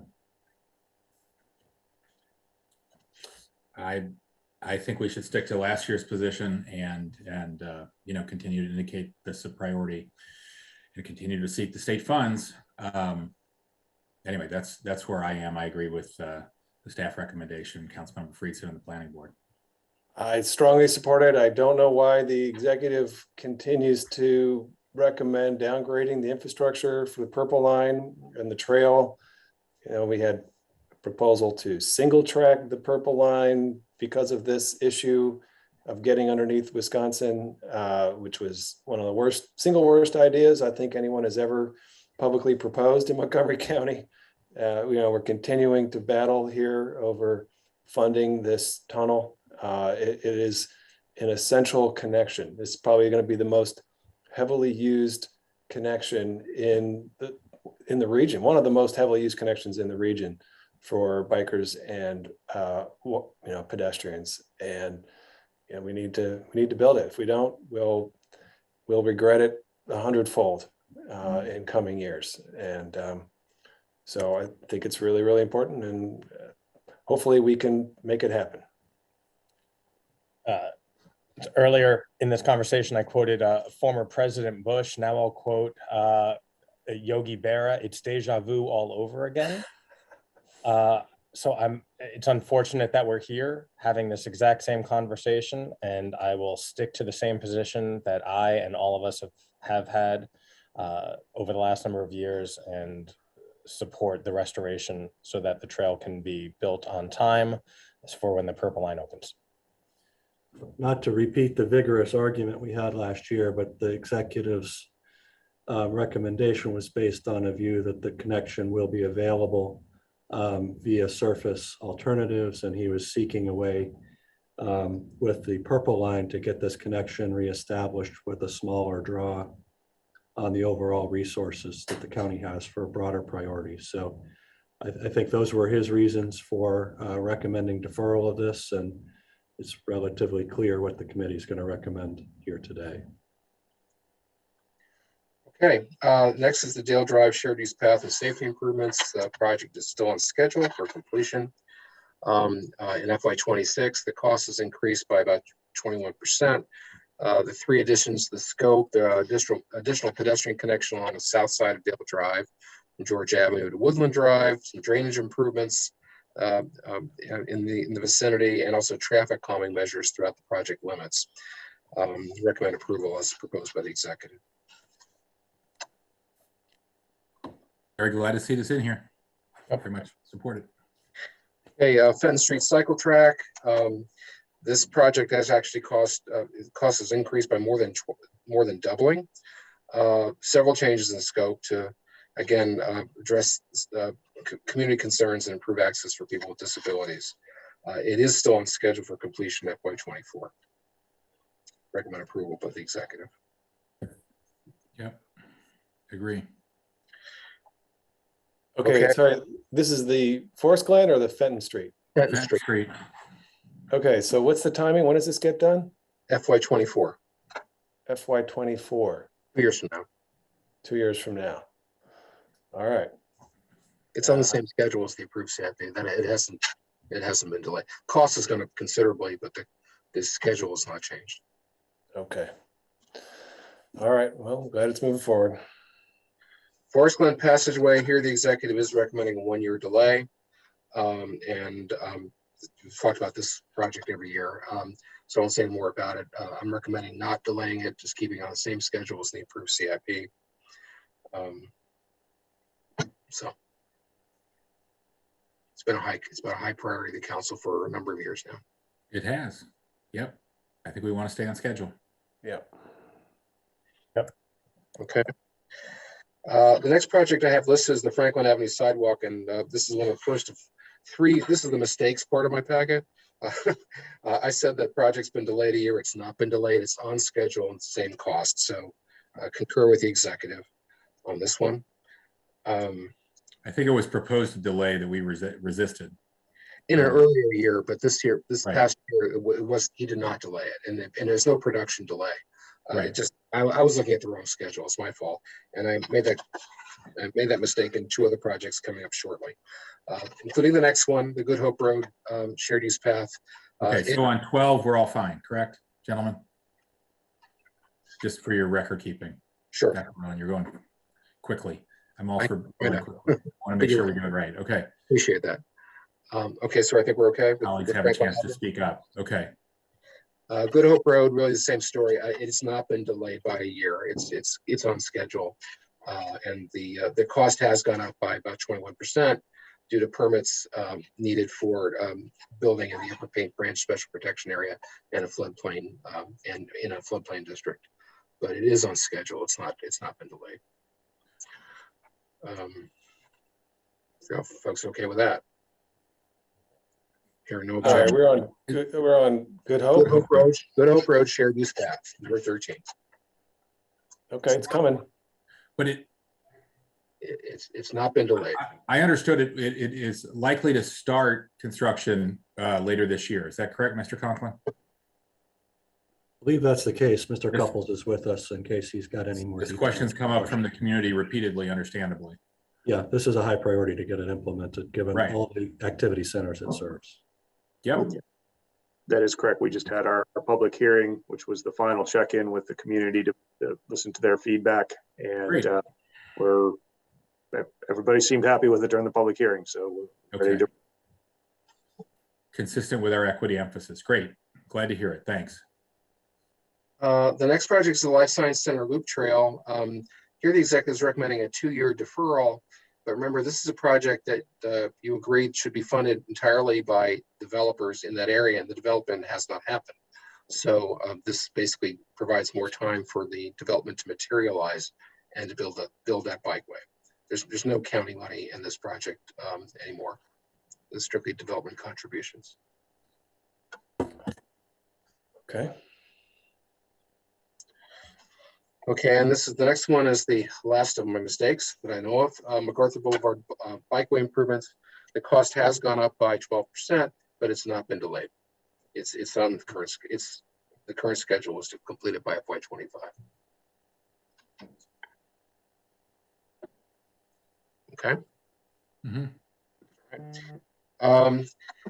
Here's a bit of good news. The Maryland 55 Clarksburg Shared Use Path. This is basically through the heart of the historic area in Clarksburg on 55. This project is actually being accelerated by 2 years. Imagine that. And it's due to a state grant of more than $3.5 million, which has allowed the project to be accelerated. And it's now scheduled for completion in FY24 rather than FY26. So recommending approval of that. Great. Metropolitan Branch Trail, it's got the same cost as before, and that hasn't changed. But again, from production standpoint, getting all the approvals, particularly from CSX, there's a 1-year delay. It's now scheduled to complete in FY24. This is the trail that would connect the Silver Spring Metro Station down to the existing Metropolitan Branch Trail along Fenton Street, south of King Street. Actually, the southernmost piece of it is actually done up to King Street and over King Street to the tracks, but the part along the tracks has not yet been done, including the bridge over Georgia Avenue next to the former Mark Station. Everyone okay with that? Mhm. Okay, next is Sandy Spring Bikeways. This is a new project. This is a hiker-biker trail 10-foot wide that's going to be built along Route 108 between the Albany Theater and Norwood Road, between Albany and Sandy Spring. It's a missing piece of Bikeway and sidewalk. There's nothing along there now except a couple very short sections of sidewalk. The state's going to be building this, but there is a county contribution of $200,000 been agreed to. That would be our share of the design. And so that's what this money would be for, $200,000 for design. The whole project would be finished by the state in FY26. Recommending approval of that.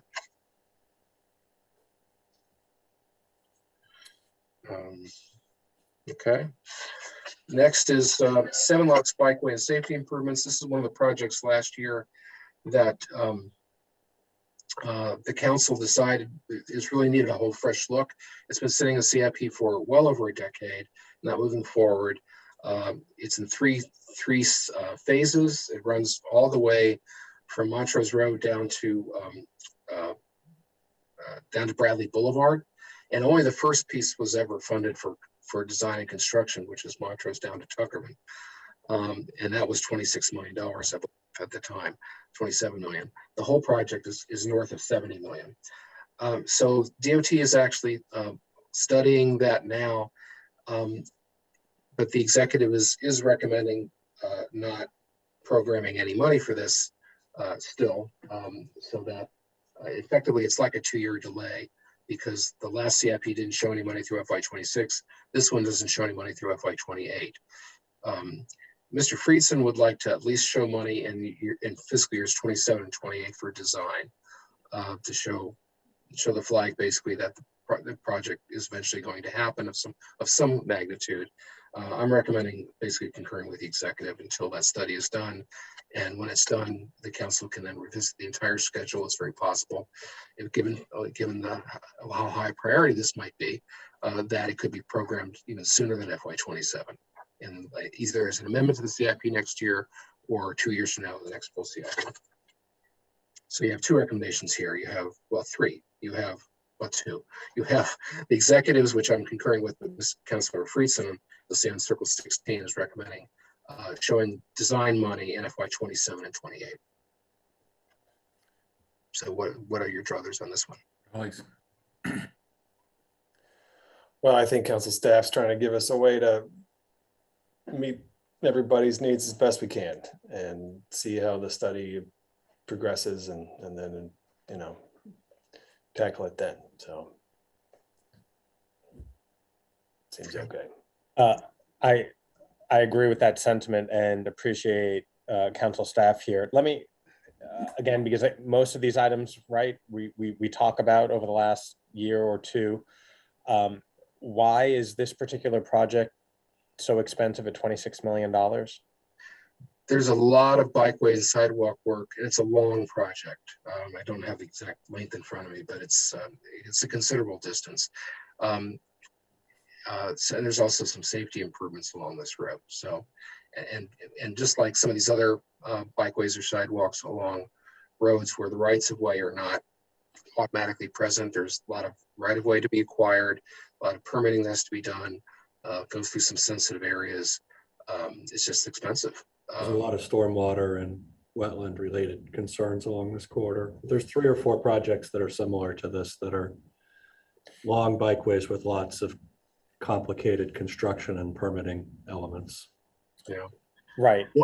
And I mean, the common thread throughout this entire session is our unwavering commitment to pedestrian and bicyclist safety, and trying to do it all within the budget. But this particular project is absolutely an outlier in its single cost. So just trying to make this happen requires some of the creative solutions that you and Councilmember Friedson put forward. Okay. So, Mr. Hucker. That's fine. So it's 3-0 for the council staff recommendation, the executive's recommendation. Yeah. Okay. Sidewalk program minor projects. This is another place where we build sidewalks. We'll talk about this in the work session that Mr. Glass has asked to be set up. The exec's recommending about 11% increase, $2.2 million. Most of these sidewalks come from citizen requests, and it's basically to fill gaps in sidewalks and neighborhoods back at a time when a lot of these neighborhoods, when they were built, weren't building sidewalks. They were, particularly in the 60s, early 70s, the style was not to have a sidewalk. So this makes up for that. So I'm recommending concurring with the executive on this.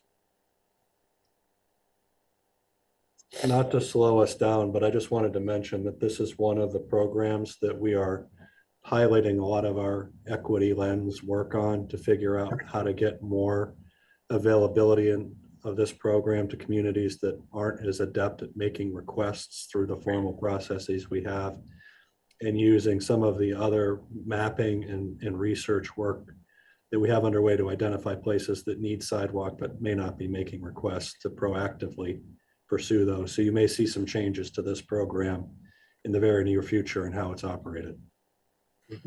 Is this Chris, drawing on the data you received from that whole sidewalk survey? Yes, sidewalk survey and looking at neighborhoods that don't have sidewalk that aren't asking and wondering why. Right. And right. perhaps carving out some of the funding in this program. These are all future proposals, but perhaps carving out some of the funding in this program for proactive sidewalk implementation rather than community response implementation. I don't want to belabor it either, but I think this is really important. It really serves a lot of the communities that don't speak up and don't have, vigorous and active community associations, and addresses a lot of the complaints we get about sidewalks not connecting, and small fixes that would add a lot of sort of rationality, to our walk sheds, and hopefully encourage people to get out there. Right. Hi, Tim. Looks like you have something to say. No, I was just standing by in case my boss needed me.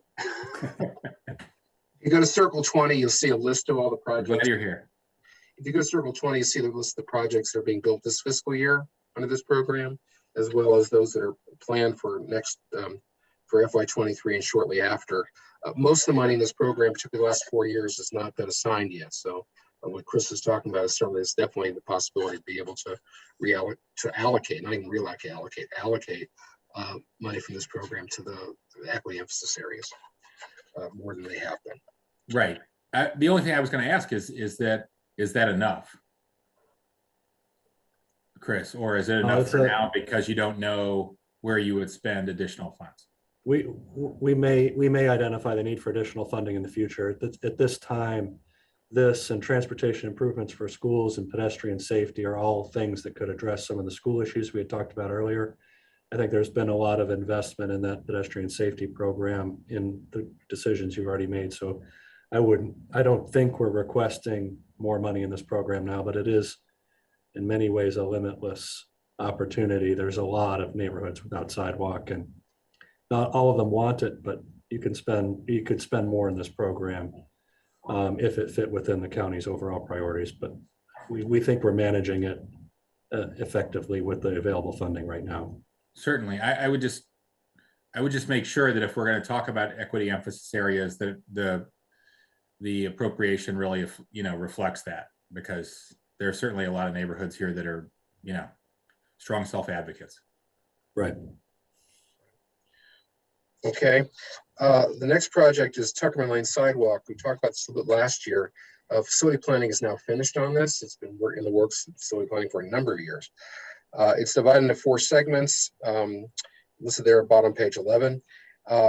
Even a year ago, the county, the DOT, and the committee agreed that the concentration should be on the first 2 segments, which are from Falls Road to basically 7 Locks Road. What the executive is recommending is building a very short piece of a sidewalk, basically in the vicinity of Churchill High School. Councilmember Friedson is recommending the funding for that short section of sidewalk would be in the last 2 years of the CIP, FY 27 and 28. Mr. Friedson wants to fund all of segments 1 and 2, but recognizing because of the problems with the CIP in terms of competition resources, that the first years of design would be in FY 27 and 28 as well. So that most of the money would be beyond 6 years. And so on page 12, you'll see the expenditure schedule that he effectively is recommending, which would be doing what the executive is recommending, but doing all the rest of building what the executive is recommending, but designing the rest of it of segments 1 and 2 with the construction following in years beyond FY 28. And I recommend agreeing with Councilmember Friedson's proposal. So I'll ask the same question last time, again, recognizing the importance of this. And I was just driving down Tuckerman Lane last weekend. And this is a nearly $13 million project. That's for a segment or 2 segments of it. This is a project where, based on the experience that we just talked about on 7 Locks, we had divided this into a number of phases to try to have more achievable elements available for the council to consider. Segments 1 and 2 in total is about 15 million. Right. Okay. I think dividing it up by the segments and moving forward under that schedule makes sense. Yes, so I support staff recommendation.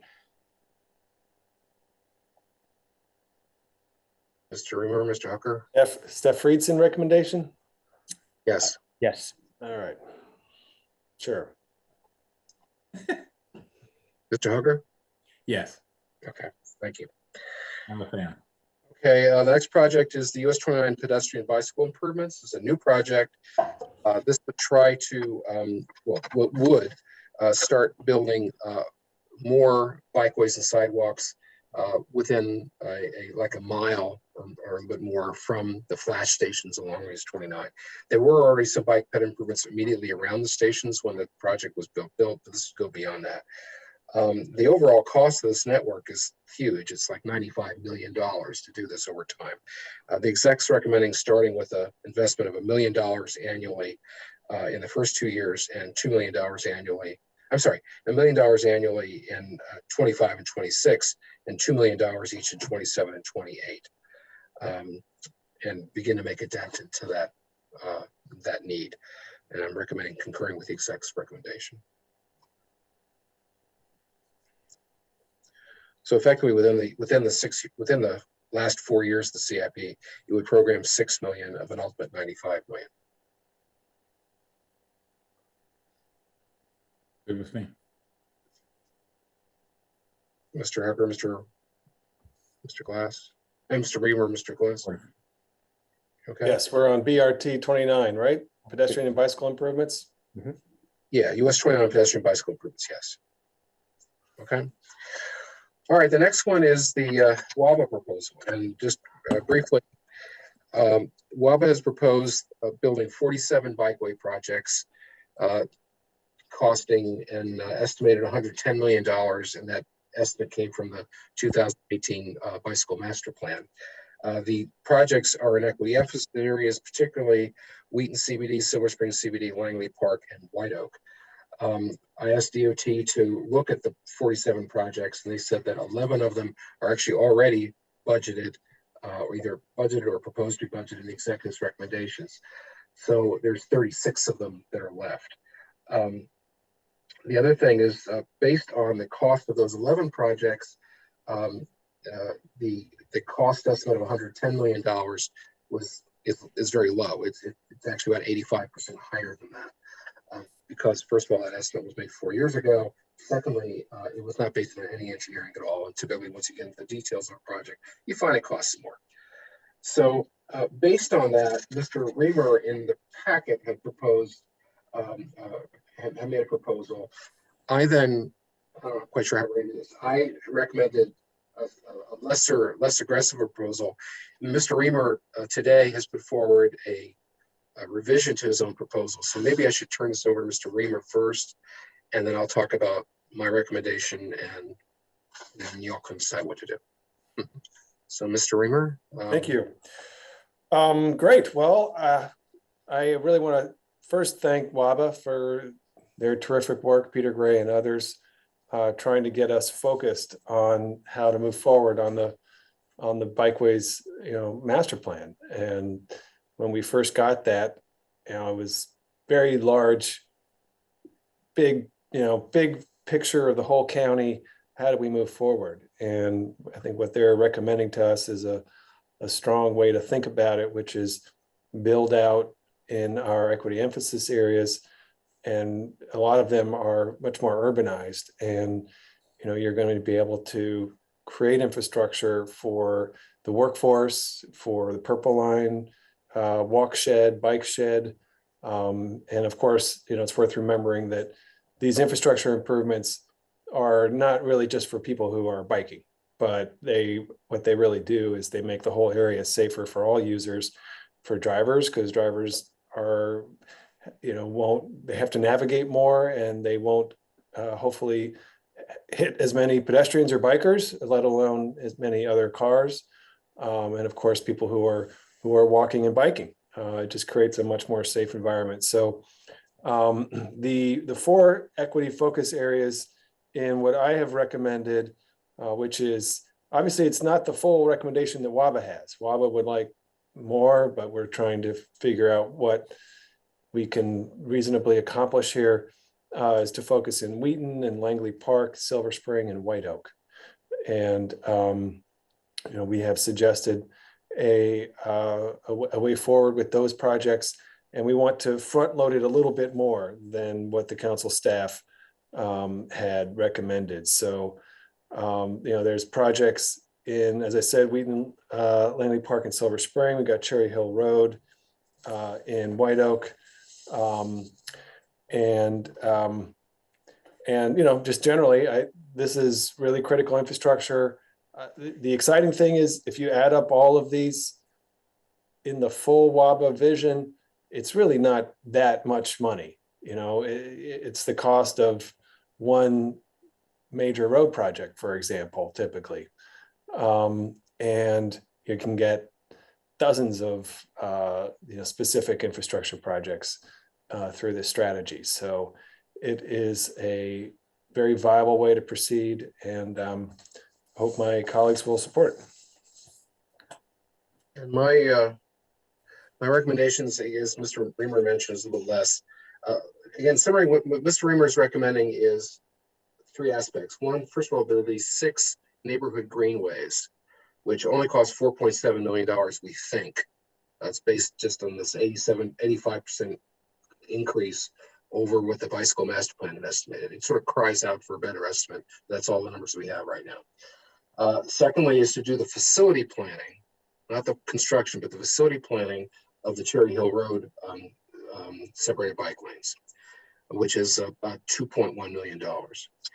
And that would that would occur in FY23 and 24. Again, we'd like to have time to work with DOT to develop maybe more closer cost estimate for that. But the numbers we're giving you are probably in the right order of magnitude. And then finally, Mr. Reamer is recommending $500,000 in FY23, $750,000 in 24, 25, and 26, and $1 million in 27, 28 to begin facility planning for the other 29 projects that are not covered either in the approved CIP or the 7 projects that we just mentioned. My recommendation is to do the greenways pretty much when Mr. Reamer's talking about doing it, and the facility planning for Cherry Hill Road, but that the remaining planning not really start till FY25, and it would be $500,000 a year. So within the 6-year period, while his proposal is 11.53 million, mine would be 8.78 million. So it's a difference of 2.75 million. And that's those are kind of the 2 proposals you have before you. Thank you. So again, we want to get started planning all of the other projects as well, so they can be teed up. And so council members like Evan Glass will have a chance to actually get them done in their council terms, because it takes a while to get them going. So Dr. Orland, again, I appreciate you being able to quickly turn around in evaluation. There was a $2 million delta between yours. Review that again. 2.75 million. Mine is 8.78 million. Mr. Reamer's is 11.53. And the main difference, I would say the main difference is in the first 2 years, there'd be a little bit less money being spent in the first couple of years, and actually a little less money in the last few years as well. But the greenways and the Cherry Hill Road planning work, I think both proposals I think are the same. No, I take that. I'm sorry, I take that back. And in my proposal, the greenway construction would occur within the last 4 years of the CIP. His would occur in the first 4 years. So his goes from 23 to 26. Mine would be 25 to 28. Because part of the problem with the CIP isn't just the total amount of money within 6 years, it's also how front loaded it is. It's a lot harder to add money in the early years of CIP and it's hard enough in the later years. It's even harder in the early years.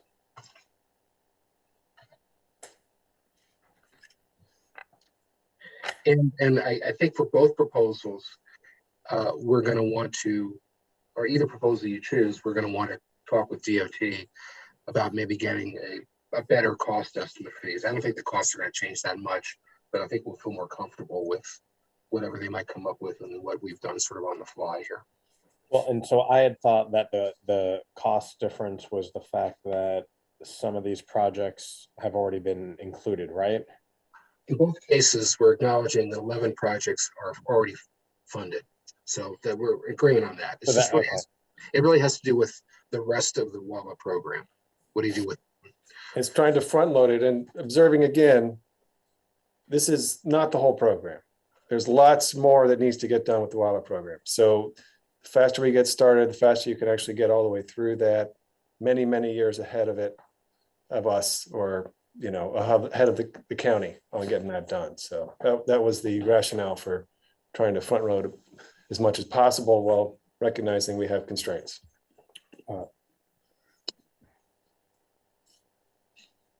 I see Ms. Beck. Ms. Beck. Yeah, just one quick thing. I think, Glenn, when you're working with DOT, if you all can just keep in mind, lately bicycle projects have been consistently coming in higher than estimated. And I think we're running into some more urbanized projects, which tend to be a little more expensive. So if that can be considered in part of the number analysis, that would be helpful. Sure. Well, again, that's one of the reasons why we're already assuming, both Mr. Reamer and myself are assuming that the costs are going to be 85% higher than what was in the bicycle master plan, reflecting what the actual cost of those 11 projects that are budgeted are right now. Mm-hmm. Okay. Yeah, these are on the planning department's high priority list.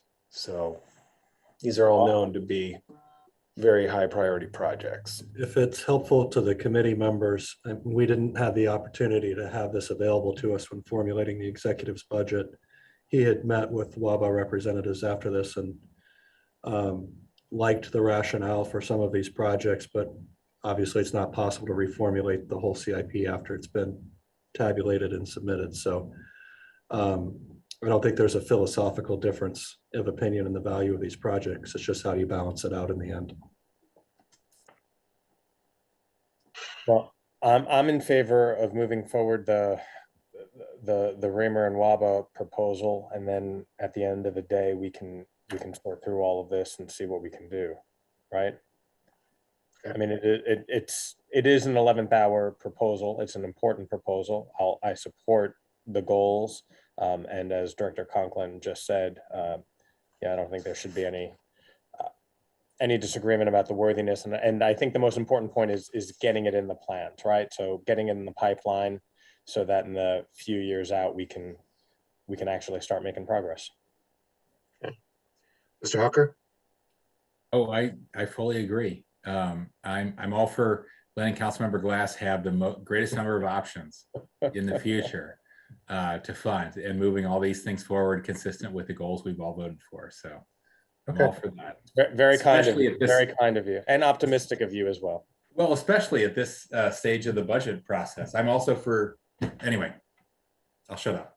I just want to say, it's not quite last minute. I mean, first of all, as we all know, the WABA project's been under development for a really long time, months and months and months. And so we all agree on the historic delays. Sure. No, I'm just talking about in terms of the either packet or the CIP itself. That's all I'm referencing. Yeah. And we had 11.5 million in it last week, and now we're just refining it. Yeah, that's right. Yeah. And it's a lovely packet. Okay, next is facility planning. This is actually the last section before we go to corridor forward. The exec's recommending from a formatting standpoint, taking the facility planning transportation project is always included planning for roads, mass transit, and ped bike projects, and splitting out mass transit and creating its own facility planning mass transit project. I think that's a really positive thing. It makes it more transparent. Did he give a reason for that? It makes it more transparent. It basically says here are the projects that we're going to be doing. That's mass transit. It's also funded with mass transit fund. It doesn't cost any more money. It's just from a presentational standpoint, it's now would be its own PDF. My recommendation is take the last step and actually split the remaining part of facility planning transportation to a facility planning roads and facility planning pet bikes. At that point, then every program that builds projects or plans and builds projects within DOT will have its own facility planning PDF. So anybody who was interested in roads can look at what's being planned there, and when looking at pet bikes can look at there and see a dollar amount that's there. Up until this point, all of that was included in the roads program, which sort of overinflated the investment in roads and underestimated the amount of money that's being spent on pet bikes and mass transit. This makes it much clearer. So strictly from a transparency standpoint, I think I would make, first of all, that first recommendation is to split those two. Can you remind us why it estimated what was spent on transit? And underestimated what was spent on roads? Underestimated. Because when you look at the roads program, the facility planning transportation had to go somewhere, so it went under the roads program, even though probably way more than half actually was being spent on planning for ped bikes and also for mass transit. So now if we have three different PDFs, one for roads, one for mass transit, one for ped bikes, it's very clear as to how much we're spending in each of these areas. So that's my first recommendation. I'll take them in pieces. Why was it overestimated that way? Isn't that because of the mid-year requests of elected council members? No. Again, just from a presentation standpoint, when you look at this transportation CIP and you look, how much money are we spending on roads? Yeah. One of the projects is facility planning transportation. And and within that, we're spending on bikeways and mass transit. So it overinflated how much we were spending on roads and underestimated how much we're spending on ped bikes and mass transit. Okay. It's just strictly a question. You were trying to get in here. Chris, you were trying to get in. Why? Oh, no, I was saying, I apologize. I was just reiterating what Glenn was saying. Why do you think it's inaccurate, the way we've been accounting for this? It's just in how you aggregate the totals, that's all. Okay, Ms. Beck. Facility planning was in the roads category. I think there was also Right, a sort right. of, there was also a mundane reason for this. It made the accounting simpler, frankly, to separate things funded by the mass transit fund versus the general fund. I see. Okay, so facilities planning was always under roads. Yeah. And that's why sidewalk zealots like me could rate it for sidewalk projects in the future, in the past, right? Essentially.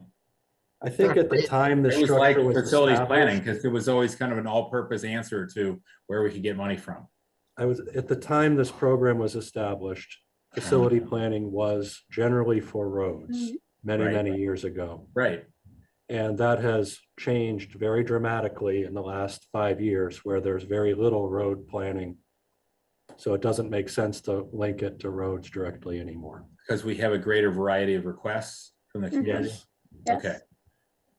Some might be for speed bumps, some might be for crosswalks or whatever, right? Or, yeah, or transit centers or Or bike lane. parking garages or whatever Yeah. the facility planning need is. Okay. Very little of that is actually roads anymore. Yes, speed, those things you just mentioned, Mr. Hooker, are really under different projects entirely. They're not. Yeah. Right. Anyway, so I guess that's my first question. Are you concurring with my recommendation to Sure. further split facility planning into those two? So we have 3 projects. No additional. Mr. Reamer, Mr. Glass.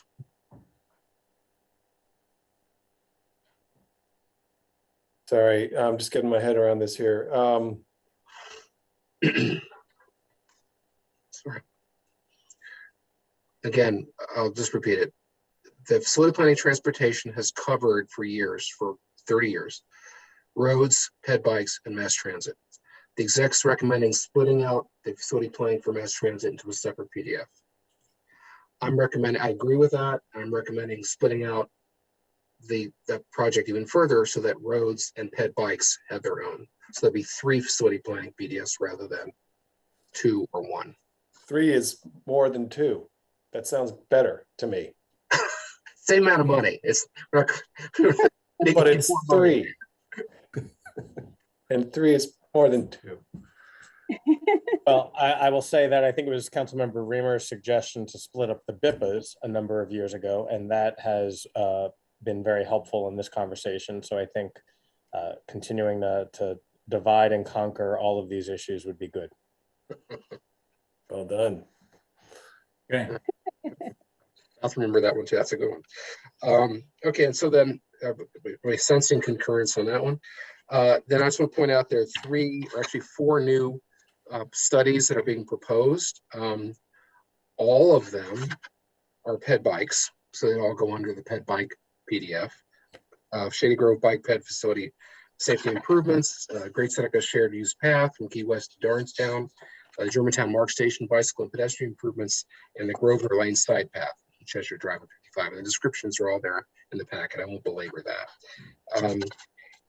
So I concur with all of that. The only other recommendation I have is last year, when we started talking about the pedestrian safety program, you recall Councilmember Jawando recommended adding facility planning for the Norwood Road sidewalk and bike path between New Hampshire Avenue and Norbeck Road, basically in the more than 1 mile segment that goes in front of Blake High School. There's very little sidewalk at one end, and there's no bikeway at all in that section. What I said at the time, the committee agreed, was that was pretty premature to add that to the facility planning program. We really should look at the entire program at once and see what could fit where. And so here we brought it back, and I'm recommending, in fact, adding it to the facility planning pedestrian facilities and bikeways project that you just agreed to create for $750,000. And it would be in the middle 2 years of the CIP, FY25 and 26, $375,000 a piece to do that study, which would mean that in 2 CIP cycles from now, it could be eligible as a project to be constructed. Again, that comes from Mr. Jawanda's proposal from last year.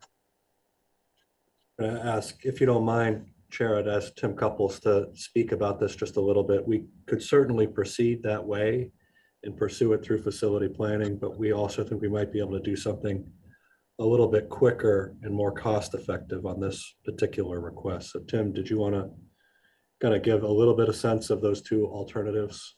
Sure. So, just for context, I think what Dr. Olin is recommending is going through the traditional process and looking at implementing the full master plan, which would be, the sidewalk on the one side of the road and the shared use path on the other side of the road. And what we,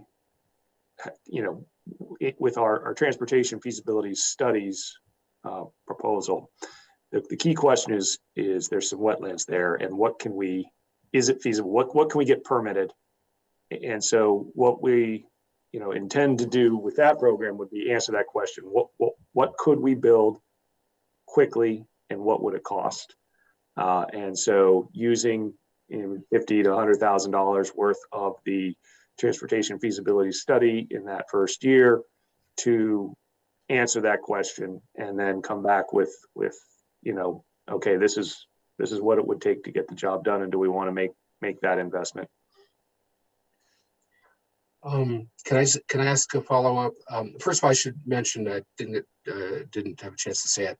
There is this new project that's been proposed by the executive called Transportation Feasibility Studies, which is to do sort of small projects and quick investigations, just to basically, as the title suggests, test the feasibility of potential projects. And we're really pretty much talking mostly about, I think, bikeway sidewalk projects. It could be maybe some spot improvements for roads, but probably more bikeway sidewalks.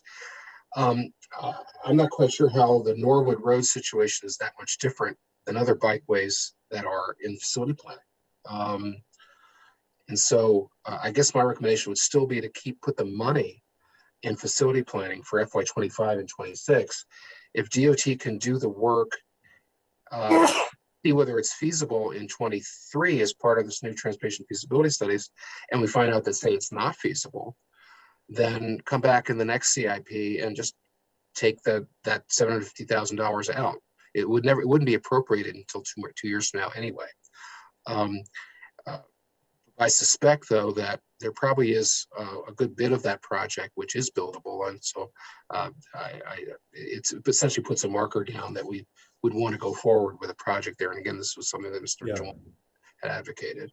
I think, Glenn, that makes some sense. I think in the feasibility studies, and this is a test case, right? Because we haven't tried this before.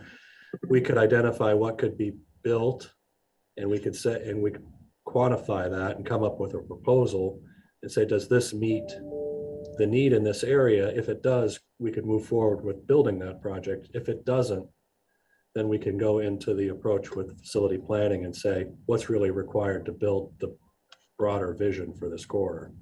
That's exactly what we intend to do with this program, is try to identify things that might solve the problem more quickly and more cost effectively. But it may be in some cases, it may be in this case, that what results from that isn't what the council wants to support, and therefore we need to do a bigger project, and facility planning would be required. That's precisely what we're trying to accomplish. Yeah, and I was only talking about phase 2 facility planning, by the way. There's no reason to do phase 1 for.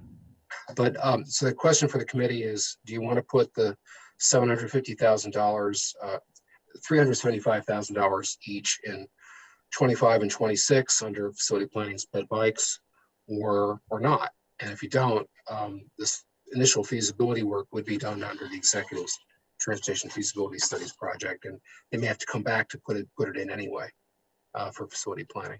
That's it. I think that makes sense. Which one? With the set what Chris was saying? 375 each in 25, 26. Okay. Mr. Reamer, I agree with that. Mr. Reamer? Okay. Just for clarity for our direction, does the council want us to pursue the feasibility study to see if we can accomplish something in a faster timeline for this location, or just wait until the facility planning effort appears in the work program? Before you answer, what I would say is that there's really no restrictions that anyone has recommended on your use of the facility of the feasibility studies. Okay. If you want to do it, do it. So we'll do it. Okay. Yeah, do it. Thank you. Okay, last bit of house cleaning really on this before we go to corridor forward. There were 2 other recommendations made by the planning board. One was to program about $3.6 million for replacement and additional bike racks at rec centers, schools, and libraries. That's not DOT's province. That is not the responsibility.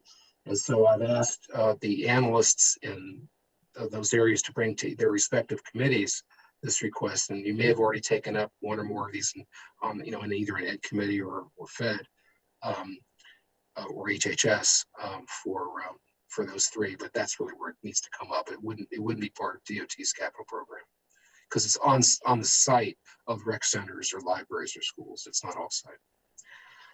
And then the second issue is the planning board's recommending effectively a BIPA type of project for the Aspen Hill area to deal with Vision Zero improvements. Most of those Vision Zero improvements are actually operating improvements or funded by the operating budget. And so rather than creating a new PDF for that,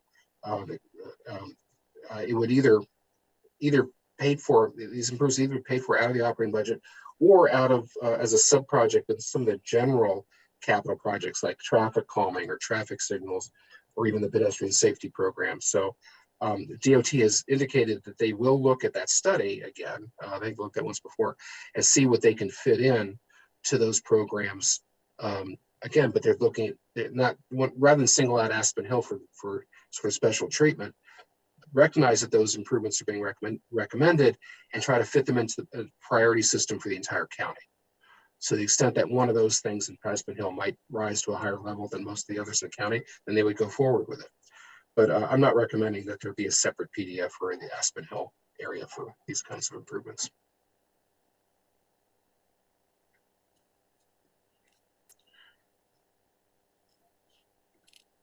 Colleagues, And with staff recommendations, sounds good. that's fine. Okay. With that, believe it or not, we can go to quarter forward. And Yep. I thank the planning board staff for being so patient. But we told them this is going to take time. Okay, so at the last work session on February 28th, you asked the staffs to try to come up with a consensus on the corridor connectors. Because there was well, I'll just stop there. Let's just say that we have reached a consensus, and Jessie Cohn-McGowan is here, and she's going to go through a short presentation, basically going through the material in a very short packet we gave you as item number 2. So unless somebody else wants to make opening comment, I'll just throw right over to Jessie.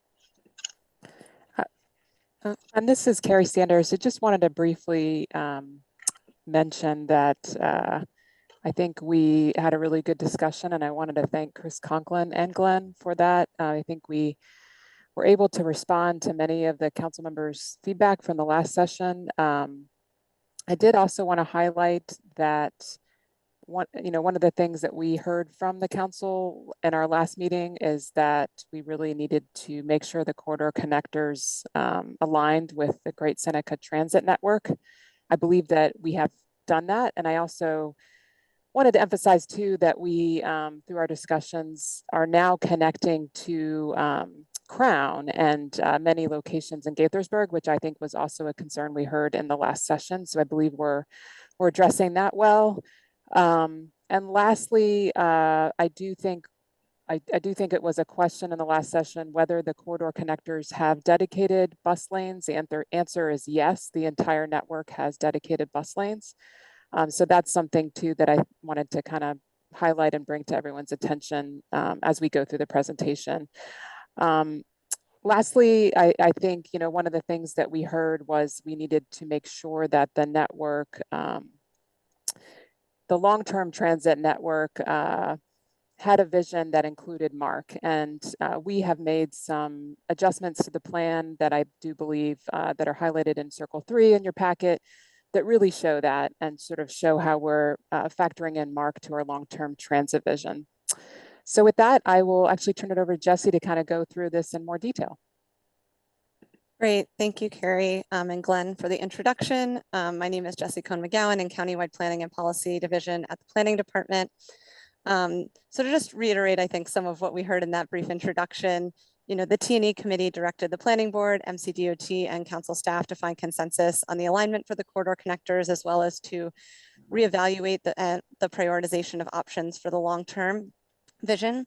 And so the way that we've revised the corridor connectors, you can see in the map here, really focuses on the two principles that Carrie mentioned: better alignment with the Great Seneca Transit Network, as well as maintaining connections to CCT communities and leveraging existing CCT dedications. So I'll talk a little bit about each of those 2 points. So first, the corridor connectors have been modified and expanded, both to align with locations planned for bus service along the Great Seneca Transit Network, as well as to align with locations where the Great Seneca Transit Network is already planning dedicated bus lanes. And so some of these key changes include, I think you can see my mouse on the screen, including adding a corridor connector along Redland and Picard. And so you can see that the Great Seneca Transit Network already included service along this segment. In addition, we are now running a corridor connector on Medical Center Drive. Previously, it's not really shown on the map, but it was on Falls Grove between Key West and Medical Center Drive. And now we've better aligned with the service that's planned for the Great Seneca Transit Network. And then lastly, we've added a new corridor connector. We don't really have a name yet, maybe the Crown connector that connects to Crown along Fields Road to Coverly, Diamondback and Brochard. And again, this better aligns with the service that's planned as part of the Great Seneca Transit Network. The second key point was that we wanted to kind of make clear that that the corridor connectors serve each of the communities along the originally master plan CCT. And so while the corridor connectors are not planned as one continuous end-to-end service, you can see on this map in the kind of white line with the black outline where the master plan CCT would run, you can see that many, if not all, the communities of the master plan CCT are served by the corridor connectors. And so again, to just call out a few of the changes that have been made here, as mentioned on the previous slide, a new corridor connector is running on Redland and Picard, and this is closer to the master plan alignment of the CCT, so it provides access to people living in this area. In addition, as mentioned on the previous slide, we're now providing a corridor connector along to Coverly and Brochard, which aligns with the master planned CCT alignment. In addition, the plan is showing a new corridor connector that runs through the PSTA and Bellward sites. We're providing an option for either going through the sites or along Great Seneca Highway. And again, you can see that this aligns with the master plan CCT alignment. And then the last piece I want to say on this front is that previously we were not presenting a connection over the Dorsey Mill Bridge. We've now included that in the corridor connectors. But we are saying, however, that constructing the Dorsey Mill Bridge is not part of the transit project. When the Dorsey Mill Bridge is constructed, we'd like it to have dedicated transit lanes, but that shouldn't get in the way of implementing the corridor connectors. And so these changes to the corridor connectors, we've reached consensus between MCDOT, council staff, and the planning board on this front. And I just have one more slide to talk briefly about the longer term vision. So previously you may have noticed in the plan that our list of recommendations, which is kind of a long list of 15 to 20 recommendations, and it was maybe hard to initially pick out kind of what were our top priorities. And I know in the last work session, we talked quite a bit about the red line extension as well as MARC. And so what we've done here is we've reorganized our recommendations into 4 categories. So the first is what we're calling the recommended near-term transit network. This reaffirms what we've talked about in previous presentations about the 355 BRT and Verismo Road BRT, as well as the corridor connectors. We also acknowledge the Great Seneca Transit Network, the North Bethesda Transit Way, and continued state-provided bus service on I-270. And all of the recommendations that are on this list were previously in the plan, but just this reorganization can really pull out and recategorize them for clearer understanding. So where we have made a change is that previously we really just elevated the red line extension as a priority for the long-term vision of the transit network. And now we've updated this long-term transit vision to include not only the red line extension to Germantown, but the 2 recommendations we previously had supporting the long-term potential for MARC Rail, as well as supporting 2 new MARC stations at Shady Grove and White Flint. And then the remaining recommendations fall into 2 categories. We have supporting recommendations. These are really, how do we make the transit network most successful? And then lastly, we have future considerations. And so these include a future extension of the Purple Line west of Bethesda, designing the American Legion Bridge to support rail, and then lastly, exploring a direct connection to Frederick. And so while this doesn't explicitly say monorail, it says studying what are the different modes that could potentially serve between the terminus of the Red Line and Frederick. So that could be monorail, but it could be another mode as well. And so just want to reiterate that these changes were discussed with MCDOT as well as council staff, and we're looking forward to any of your questions. So thank you so much. Could I add just 3 points really quick? Jesse, could you go back to that slide for the Rockville Shady Grove area? This one? The previous one? The previous, that one, right. You'll notice that there is, going from west to east, as Jesse mentioned, there's, it may be hard to see it this way, but there is a line that crosses I-270 at Goody Drive, where the direct ramps to the opportunity lanes would be. And then it goes to, makes a left turn on Picard and then a right turn on Redland Road. The rest of Goody, which was in the original planning board draft, is showing there, as well as a line that goes from the life science area down Route 28 through Old Town, through the west end, sorry, of Rockville. And the idea is that one of those two, not both, but one of those two would be a BRT line to be determined based on future study. That's the first point. Second point is, you might recall there was a difference of opinion between the planning board's draft and the city of Gaithersburg as to where the Metropolitan Grove area station should be if there was an extension of Metrorail. The recommendation now is sort of fuzzes that. It basically says that if and when Metrorail is extended to that area, at that point, there'll be a decision made as to whether it's on the fairgrounds property or as where the city wants it at Metropolitan Grove. It doesn't definitively say it's on the fairgrounds. And the last thing I'll say is that Carrie is right that the plan shows all of these as being with a dedicated bus lane. However, the plan still says this is all subject to facility planning. And although I think all of us agree that most of this area, most of these lines should be feasible to do a dedicated lane, based on traffic studies done at the time, it may not be feasible to actually have a dedicated lane the whole way, in which case we could back off and do queue jumps at the major intersections, which is really where most of the delays are anyway. But as far as the plan is concerned, it would still show these as being dedicated lanes for buses, and the right of way would be wide enough to allow that. But to avoid having to necessarily widen a road if the traffic's too big to be able to take away a lane, the queue jump option is still out there. So just with those additional points, I just want to make that clear with the committee. Councilmember Reamer.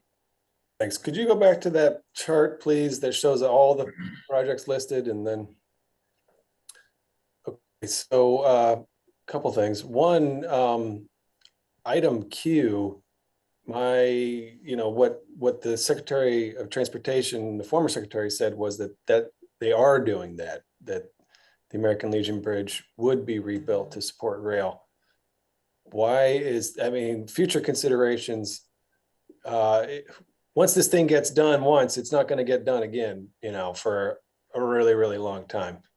Can you explain what you mean there? And since we won't do that anyway, why is it there? This is one, I guess I don't quite understand what's going on there. This seems out of place to me. If anything, it would be in the near term, but it's not something the county would ever do, whereas most of this other stuff we would have a larger role in. Anyway, what can you share? I can jump in, and then Jesse, Jessica, others.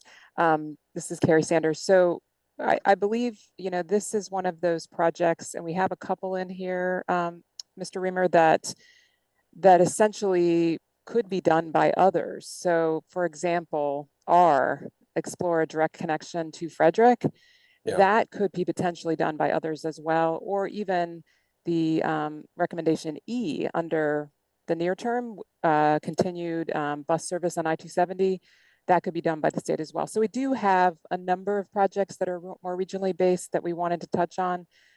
This also came up, the American Legion Bridge came up, you know, as that bridge project was being discussed, the plan was underway, and we did get feedback that the plan it would be helpful if the plan had a recommendation to address that issue. So that was another piece of that.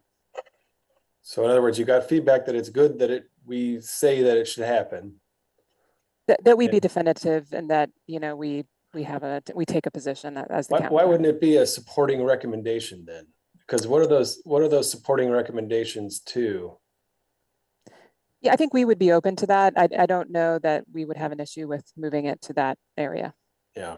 Yeah, What are what is the supporting recommendations generally are just kind of policy issues, right? Seems like. They help support the sort of network, both the near term and the long term. But I can see in this case why, you know, for what you're describing, I think we would have no problem moving Q to supporting. I just think otherwise it sort of implies that we might think that if the bridge capacity enhancement moves forward, we could come back later and design it to support rail. And I know none of us would agree with that. Like this is a one-shot deal. It's got to happen whenever it happens.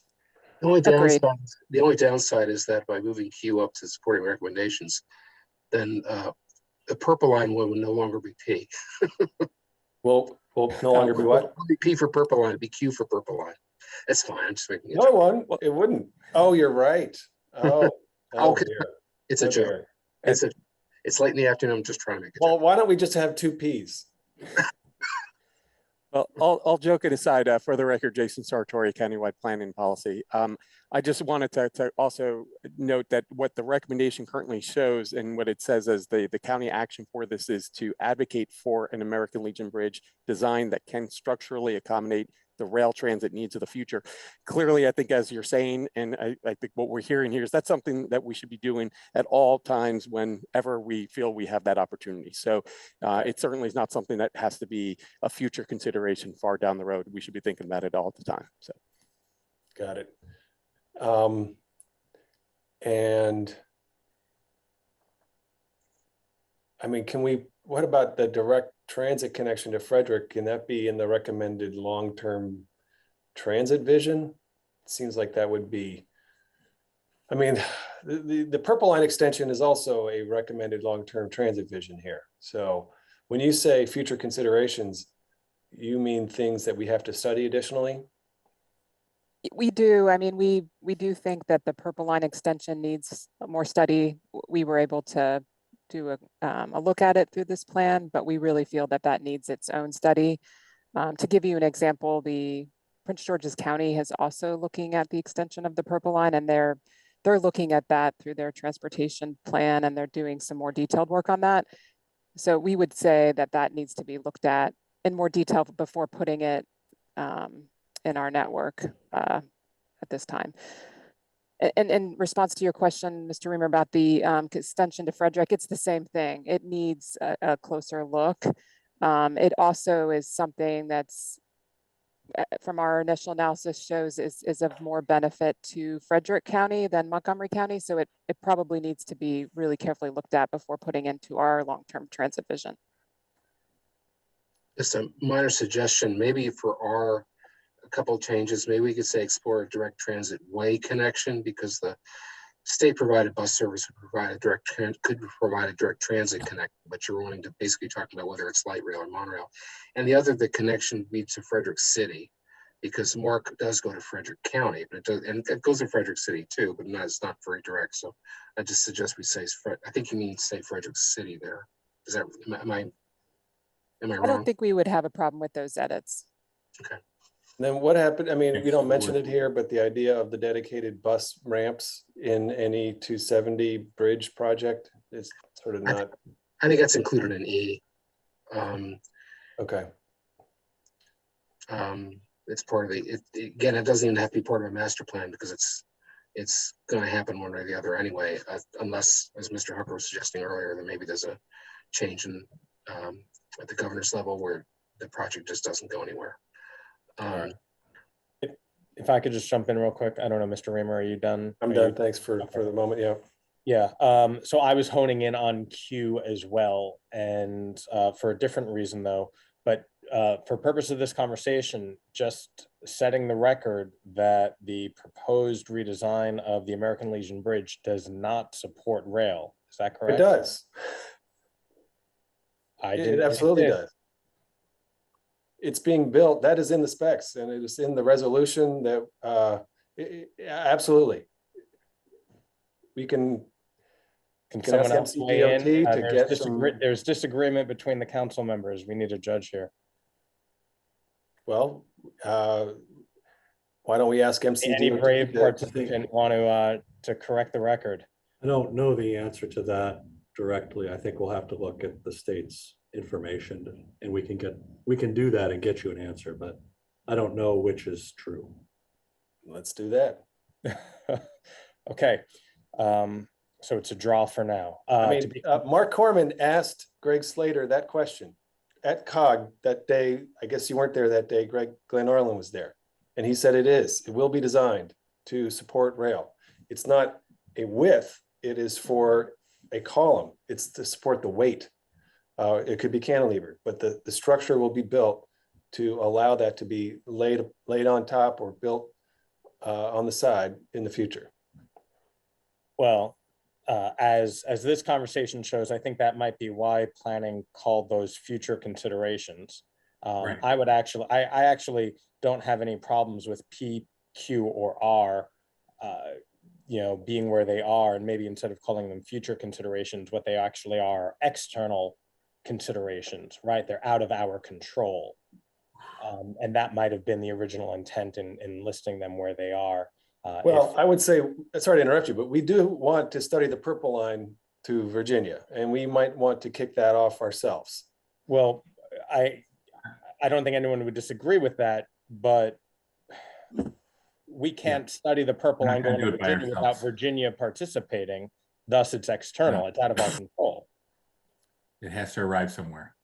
Right. Yeah, and the bridge is not being funded by us, nor would something that goes to Frederick County or Frederick City. So swapping future with external, and I don't, mean to wordsmith like this, but I think it's the intent, if I understand correctly, of planning. How about regional considerations? There you go, Jason. Good. Let's do that. Well done. Always wise input. Thank you. Well done.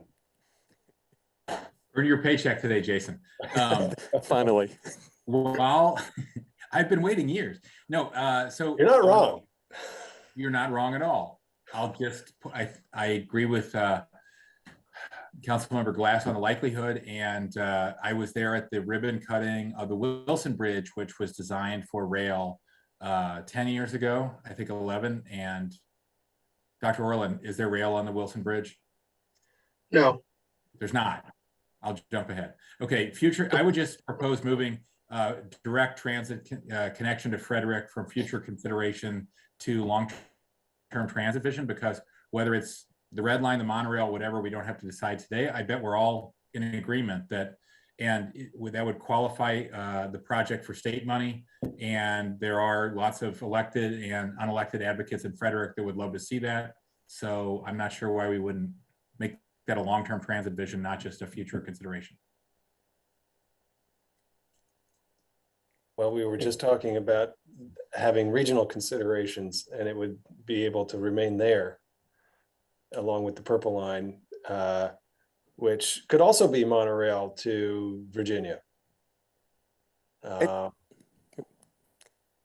If I could, I think the thought that we've had behind this near-term and long-term network is really that this is what we as Montgomery County prioritize as the network that we would like to see push forward to really serve the needs of our residents and the people who work in our county. And that something like Frederick, the connection to Frederick is something that would probably do more to serve the larger region, more to serve Frederick, and didn't necessarily come up as the something that we wanted to prioritize as part of the network that we were asked to really prioritize all of the potential. If we put everything in the prioritized list, we haven't done much with this effort, right? Yes, yeah. Right. Yeah. Have any elected bodies or individuals in Virginia advocated for the Purple Line coming over there? We had initial conversations with them, Mr. Hooker, particularly with Fairfax County. I don't think we have any. I don't think, as far as I know, they haven't. No, there's been no formal, I mean, we've met with their planners to discuss it, but there's been no formal ask for that. So it is really something we would need to like study more. Yeah. But the print, the Purple Line has been considered a bi-county project for 22 years or so at least. And Prince George's has always unanimously supported it, the council level, even when the Montgomery County Council didn't support it and our state senators. So yeah, to me, I think, there's Frederick is interested in connecting with us. Howard is interested in connecting with BRT. I'm not sure why we wouldn't, elevate those. But especially Frederick and Transit to Frederick, because I bet we all agree on that. And Fairfax has been interested in the bus, basically BRT connections. The T&E met with their board of supervisors many years ago, and they were very, very interested in that. But I'm not sure about the Purple Line itself. I don't know if it's been broached to that level yet. No, it hasn't. Mr. Sartori's recommendation was pretty spot on, that these are regional considerations. Sure. All right. Let's create a category. Regional opportunities. Regional opportunities. Even better. Sure. Okay. Okay. The only item I'd like to just highlight that wasn't touched on in the presentation is Circle 4 of your packet, that gives a comprehensive view of the way the CCT is preserved in this plan, so that if and when there is state interest in a CCT, there is a comprehensive approach to that in this plan. And you see that in the dark lines outlined over the corridor connectors. And I think that's a really important improvement in this since the last work session we had on this. And that's on the screen now. You're right. But correct me if I'm wrong, though, I don't think there's necessarily an implied priority within this network as to which should go first and which should go next in terms of the corridor, the connector. That's what we discussed anyway, that they weren't prioritized. It was just to make it obvious what it was within this network. Right. So the first piece might be a corridor connector as opposed to one of the darker lines. It depends on what the needs are at the time. Okay. Is there, have the committee okay with this? These changes? Okay. With that, I think we're done. All right. This is awesome. We all learned a lot. Thank you all for your hard work. And we look forward to the next work session. Thank you so much. Actually, the next step would be to go to the council on both of this, on the full on transportation CIP. I misspoke. To the full council meeting. I'm hoping to see you all there early. Bell's on. Okay. I wanted to let Chris know, I think the meter is expired. I just don't want you to get a ticket. So the one that's over your shoulder. Oh yeah. Yeah. That one's definitely expired. It's fully expired. If you get a ticket, I want you to just, I'll I know somebody. That was former Director Rashti's. He left it here and I like it, so I kept it. All right. Chris, I can pay it for you since I just earned my salary today. So thank you. Long ago, Jason. I know a guy that might be able to fix it. Right, the wheels are way off the bus. We're adjourned. Have a good evening, everybody. Off the rails.